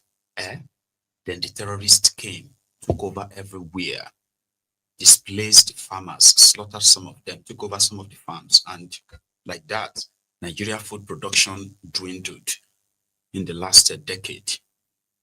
Like, how much money do you think Nigeria have lost to the war the terrorists are waging against Nigeria? And I am talking about in dollar value now. It is in hundreds of billions of dollars. A peaceful country where people could actually really cultivate their farms and go, to their homes, no displacement, children go to school, community run the way they were running at the time before the entire disruption. Sure, you get food production not disrupted. Is a country, a country in peace can build enough to, can grow enough of food to feed our own growing population, but not Nigeria. Rather, politicians are looking for the shortcuts. They ignore the real symptom, and they were chasing the shadow. So they would rather spend money to import food to cover what they call the shortfall, while the inflation in the country continued to skew. So those numbers mattered, right? If Nigeria invests just a quarter of what the country probably projected to lose if they allow this war on terror, terrorism in Nigeria to fester like it has so far. Sure, you guys. So if they are invested, let's say a quarter of their own, the losses, just projected losses, Nigeria is going to lose like $100 billion in 10 years if nothing is done to quickly tame this menace, right? Then spend like $25 billion to curb it and then bring peace. But no, they would rather buy the peace, which is to bribe the terrorists. Let it be finished. Of that. Go to Sierra Leone, go to Ethiopia. They are living off tea. They are living off coffee. You can grow that in Mandela. We have Taraba, 54 point something thousand square kilometers of land. With all that, we're not getting anything. So what went wrong here? Why are we wasting everybody and hurting our young people? Yes, there's criminality in the north. There's criminality everywhere. But my dear, it is mass poverty. The more you put people out of poverty, the more you reduce criminality. It's natural way of fighting it. And what we have it here, it is there. God gave it for free. We have talented young people We have the drive. But people like me, in elite conspiracy, have refused the country to move. They're not talking about religion, they're talking about tribe, talking about nonsense. Is there any tribe that buys bread cheaper in this country? Is there any religion that buys food cheaper? So why is all this? It is time to dismantle this criminality and get the country to work for everybody. And that's what we're saying every day. Let those who have oil, we will help them. Restructure it. Like he said, tax them appropriately. Let people keep what they have. We organize the country. Even if we're not going to do it tomorrow, let's plan it for tomorrow. In order to get the place to work and be productive. Like he mentioned, Singapore didn't have anything. They offer service. And today, they have all it takes. They don't even have land. They don't even have land. To expand their port now, they're trying to expand their port. Because there's no way they can expand the port. You know what Singapore is doing now? They are borrowing huge money to do their new port under the sea. Because that's where they can find space. Meanwhile, we're still here talking about election. We are voted for, we are not voted for. Carrying talks, breaking people's head, paying price, doing this, wasting everybody's time. Our children can't live with this. It's totally unacceptable. And the young ones, we should be thanking people like back home. Your Majesty, I know you desire negotiation. We have passed that stage. They should be begging you because they reaped what you have. It was destroyed. They should be the one coming to you to say, we are sorry. Not the other way around. And I've said it. We're going to apologize to the children of this country. We're going to apologize to everybody. If I have opportunity, I will apologize to everybody for having wasted their time. In a country where everything is there. I had opportunity as I conclude. I was just talking to a general, a retired general. I came from his house to here. I said, sir, I read a book, Growing Apart, by Professor Louis of John Hopkins. It's a book about Indonesia and Nigeria. How two countries, where Nigeria have more resources, grew this way. And that took me to go to Indonesia early this year, met from the ministers to the president to discuss that. They won't come and listen to you. You're talking about taking it to government. They won't read it. That's why they're not here. Every other place they would have been here. James Robinson wrote Why Nations Fail. James Robinson was given Nobel Peace Prize for economics last year. James Robinson said so many countries know what to do to be prosperous and refuse to do it. Example of such nation is Nigeria. He said it open. So you give that to him, right? He's kind of like working in his own conviction. A lot of people are seeing him as somebody who doesn't have what it takes to actually fight for power in a country like Nigeria. So I can see some of you already calling him a motivational speaker and the rest of that, of course. So people expected him to be more kind of like rugged, brutish, because the people he's dealing with are people who don't keep prisoners. So would they trust that, Obi would lead them again in 2027 and under what banner of party? So all that kind of conversation are going on. And that was why he told them that he wants to see Nigeria work. He's not desperate to become president. But others are saying, Baba, all these your ideas, so you know if you do them if you are not president. Here you get. So the ADC that he's been mingling with, currently seems to have been at a dilemma as we speak, because they couldn't really pinpoint what is Peter Obi's intention. So the last time he spoke on this, their coalition, was that they needed to clear the area of zoning, right? That is ADC going to zone their ticket to the south and let all the southern candidates slug it out and face Tifnumbu, or what? So his own demand is pretty much not clear, but based on what he said, it will be like, okay, it's going to be part of the ADC if they are going to zone their ticket to the south. While others are saying that even if the ticket is zoned to the south, Peter Obi doesn't have what these career, politicians, right, like Amechi, it doesn't have the ruggedity or the ability to probably bribe delegates, which, will happen if they go to primaries. So there's so much conversation going on around that. And it seemed that Peter Obi is the one keeping everybody in suspense. Have you noticed that despite all the effort that those who are currently mobilizing for ADC, despite all of their efforts, the crowd pulling and the rest of that, they don't really have that momentum? Sure you get? I don't know. I think they got that momentum the moment people felt like Peter Obi was going to be part of them. Then when people started seeing all the characters behind this their ADC coalition, they started feeling like, So some believes that the shine of them right now is simply because Peter Obi hasn't really clearly said he's with them. So that means a lot is cooking. That's not that. Now, talking about negotiating with a terrorist. I agree with him though, right? Like I have said it many times.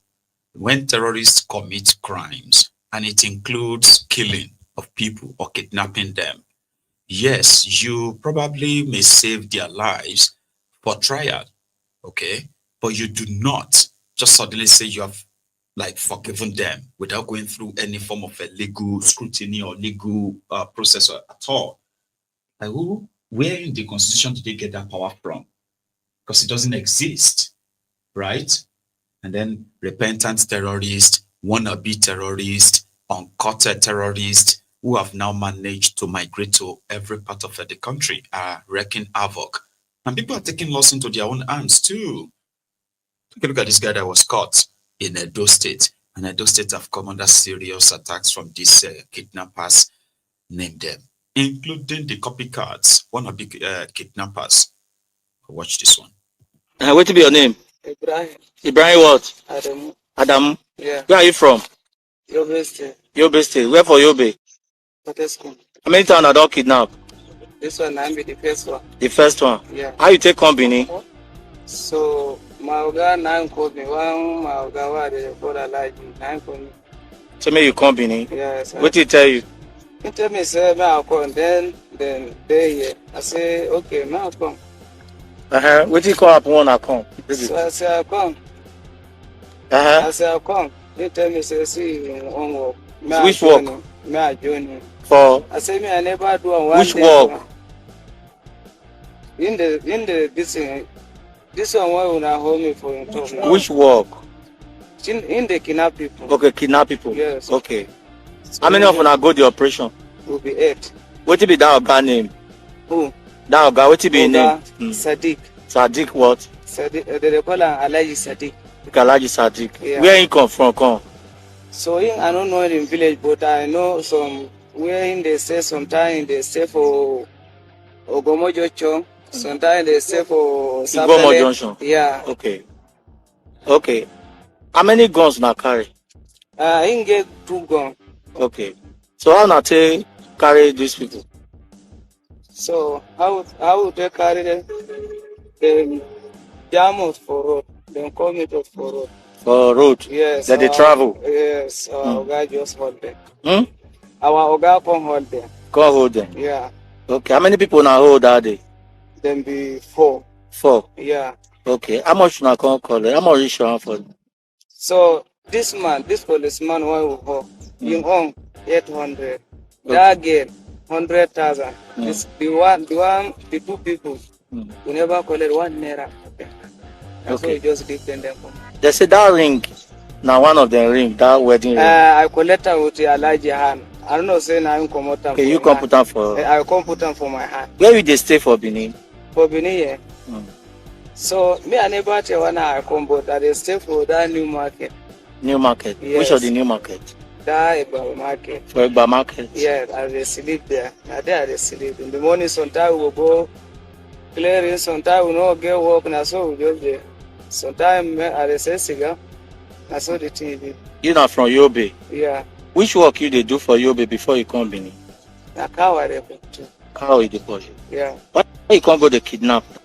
Don't happen if you children. You know, say if you like person things, one day you go enter. So this one now be the first one, now be the last one.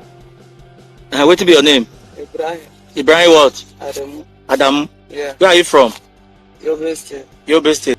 Pastor, oko ọlọ́pàá ń ṣọ́ pastor. Àwọn ọmọjọ sticker ló ń ṣọ́ wa. Àṣé kò rí pé orí wa ti burú. Ìwọ má dira o, ìpápá ìdàrúrin. Jẹ́ kí wọ́n báìbù tán jẹ. Kò jẹ́ gbé sàgbétò àbí kò gbẹ́rì tí kò gbé tí a fẹ́ jókòó tẹ̀rà. Gbẹ́rì tí bá yọ píù. Àwòyí àárín. Mo mọ̀ ní pé wà nínú báìbù pé ìgbà tó fẹ́ mú Jésù kọjá ní àárín òun ògèrí Jésù. Kí ni Jésù lò? Àfẹ́ rí ló lò. Ìwọ má dira ayé bàjẹ́. Pastor, oko ọlọ́pàá ń ṣọ́ pastor. Àwọn ọmọjọ sticker ló ń ṣọ́ wa. Àṣé kò rí pé orí wa ti burú. Ìwọ má dira o, ìpápá. Ìwọ má dira o. So that was Edo State, right? You know, they are everywhere. They actually will speak your local languages, even with the dialects, the accent and all that. It's so crazy, right, that we normally add all these Fulani herdsmen, you know, and their cows in our communities, you know, all these rural areas. You barely see them in the cities, right? But in the rural areas, they interact with people, they communicate with people in the language, because most of them have been in those areas for quite a while. But whenever the ones that kidnap and kill people, right? Once they are coming, I'm talking about the ones with bikes and all of them that will, you see these ones who have been friendly with all of you in the locality and all of that. Most of the time they are also working as the informants, as well as those who actually map the area for them. The exit, the entry, the exit to a town, to a community, they gather all of that together. So they befriended the people. They can tell the kind of character, the kind of people who are armed in the community and those who are not armed. Possibly the type of arms they have as well. So all this information, the day these other armed ones on bicycles, on bikes, will invade that community. You see these known ones, they will just withdraw from the community a day before. And then the attackers will come, wreak havoc, do all of that. And you may never see these ones again. But those ones who are like the copycats with their cows, they will leave their 2, 3, or 4, 5 cows somewhere, you know, group themselves together, 4, 5 of them. They will just jump to the highway, the motorway, you know, kidnap passengers, kidnap people going to farms and demand for ransoms. So those ones are now like the pocket of kidnappers who are mostly operating in the southern part of Nigeria. That's why the experience of people from this middle belt part of Nigeria, the northwest central, talking about Kogi, Plateau, Benue, Taraba, Kwara, when you look at that stretch up to Niger states, you realize that the form of attacks being carried out in such places, they are like targeted attacks where communities will be ransacked, people will be slaughtered, some will be kidnapped, and properties will be destroyed. And most of the time, the information on how this could be done is provided by those ones who were very much around. You know, if you grew up in the rural area, if you grew up in the smaller towns and communities, like myself, you probably would have that experience. You know, yeah, and that is why people are almost taking the laws into their own hands now, you know. So anyway, here is the latest that I've just heard, that the seized aircraft, you know, in Burkina Faso hasn't been released officially. Yeah, that's the latest, the last 10 minutes. So that means there's still pretty much like a standoff on the matter. And here is what Confessor Shoyinka had to say on the military intervention of Tinubu in Benin Republic. He said, with the number of security protecting his son, Sheyi, Tinubu doesn't need the army or the military. He could just send Sheyi to Benin Republic to maintain peace. This was at an event. Tinubu didn't have to send the Air Force and the military to deal with this particular insurrection, this threat to our own sense of security and equilibrium. No, there are easier ways of doing it. Let me tell you where Tinubu should have looked for forces to quell that insurrection. Right here in Lagos, right here, or in Abuja perhaps, I don't know. But there was no need to call the military or the Air Force. I'll tell you what happened. On one of my home visits, this about 2 months ago, I was coming out of a hotel and I saw what looked like a film set. And I said, oh, they're shooting a film. That was on the grounds of this hotel. And a young man detached himself from the actors, came over and greeted me, very polite, very nice young man. And I said, are you shooting somebody? I said, I'm just joking. Are you shooting a film? He said, no. And I looked around. There was nearly a whole battalion occupying the grounds of that hotel, in Ikoyi, right here. So I got back in my car and I asked the driver who that young man was. And I saw this SWAT team, a mixture. There were at least heavily armed, at least some 15 or so heavily armed to the teeth security personnel. Looked sufficient to take over a small country, neighboring city like Benin. And I think the next time the president should just call and say, Sheyi, go and quell the rebellion over there. I was so astonished that I started looking for the National Security Advisor. I said, track him down for me. I think they got him somewhere in Paris, but I was with the president. He was at a meeting. And I said, I've just seen something I can't believe, I don't understand. And I described the scene to him. I said, do you mean that a child of the head of state goes around with an army for his protection or whatever? I couldn't believe it. Later on, I did some investigative journalism. And I inquired, and I found that apparently this is how this young man goes around with his battalion, these heavy armed soldiers. Of course, the road was cleared before his car went out. I stayed until it seemed he was leaving. So next time there's an insurrection, I think the president should just call that young man and say, no, put down those stupid people there. You have enough troops under your command, so don't bother me with all these security issues any longer. Let's not overdo things. This is not the first country that has a head of state. It's not the first country whose head of state has families. And I think children should know their place. They are not potentates. They are not heads of state. And the security architecture of a nation like this suffers some injury and alienation when we see such a heavy devotion of security to one young individual. You'll excuse me, but I'm in and out. Abashoyinka is surprised to see the first son of the Federal Republic. Let all of us start pretending that we are surprised, we are shocked. Abashoyinka saw the retinue of a security around the first son of the Federal Republic. It shocked him.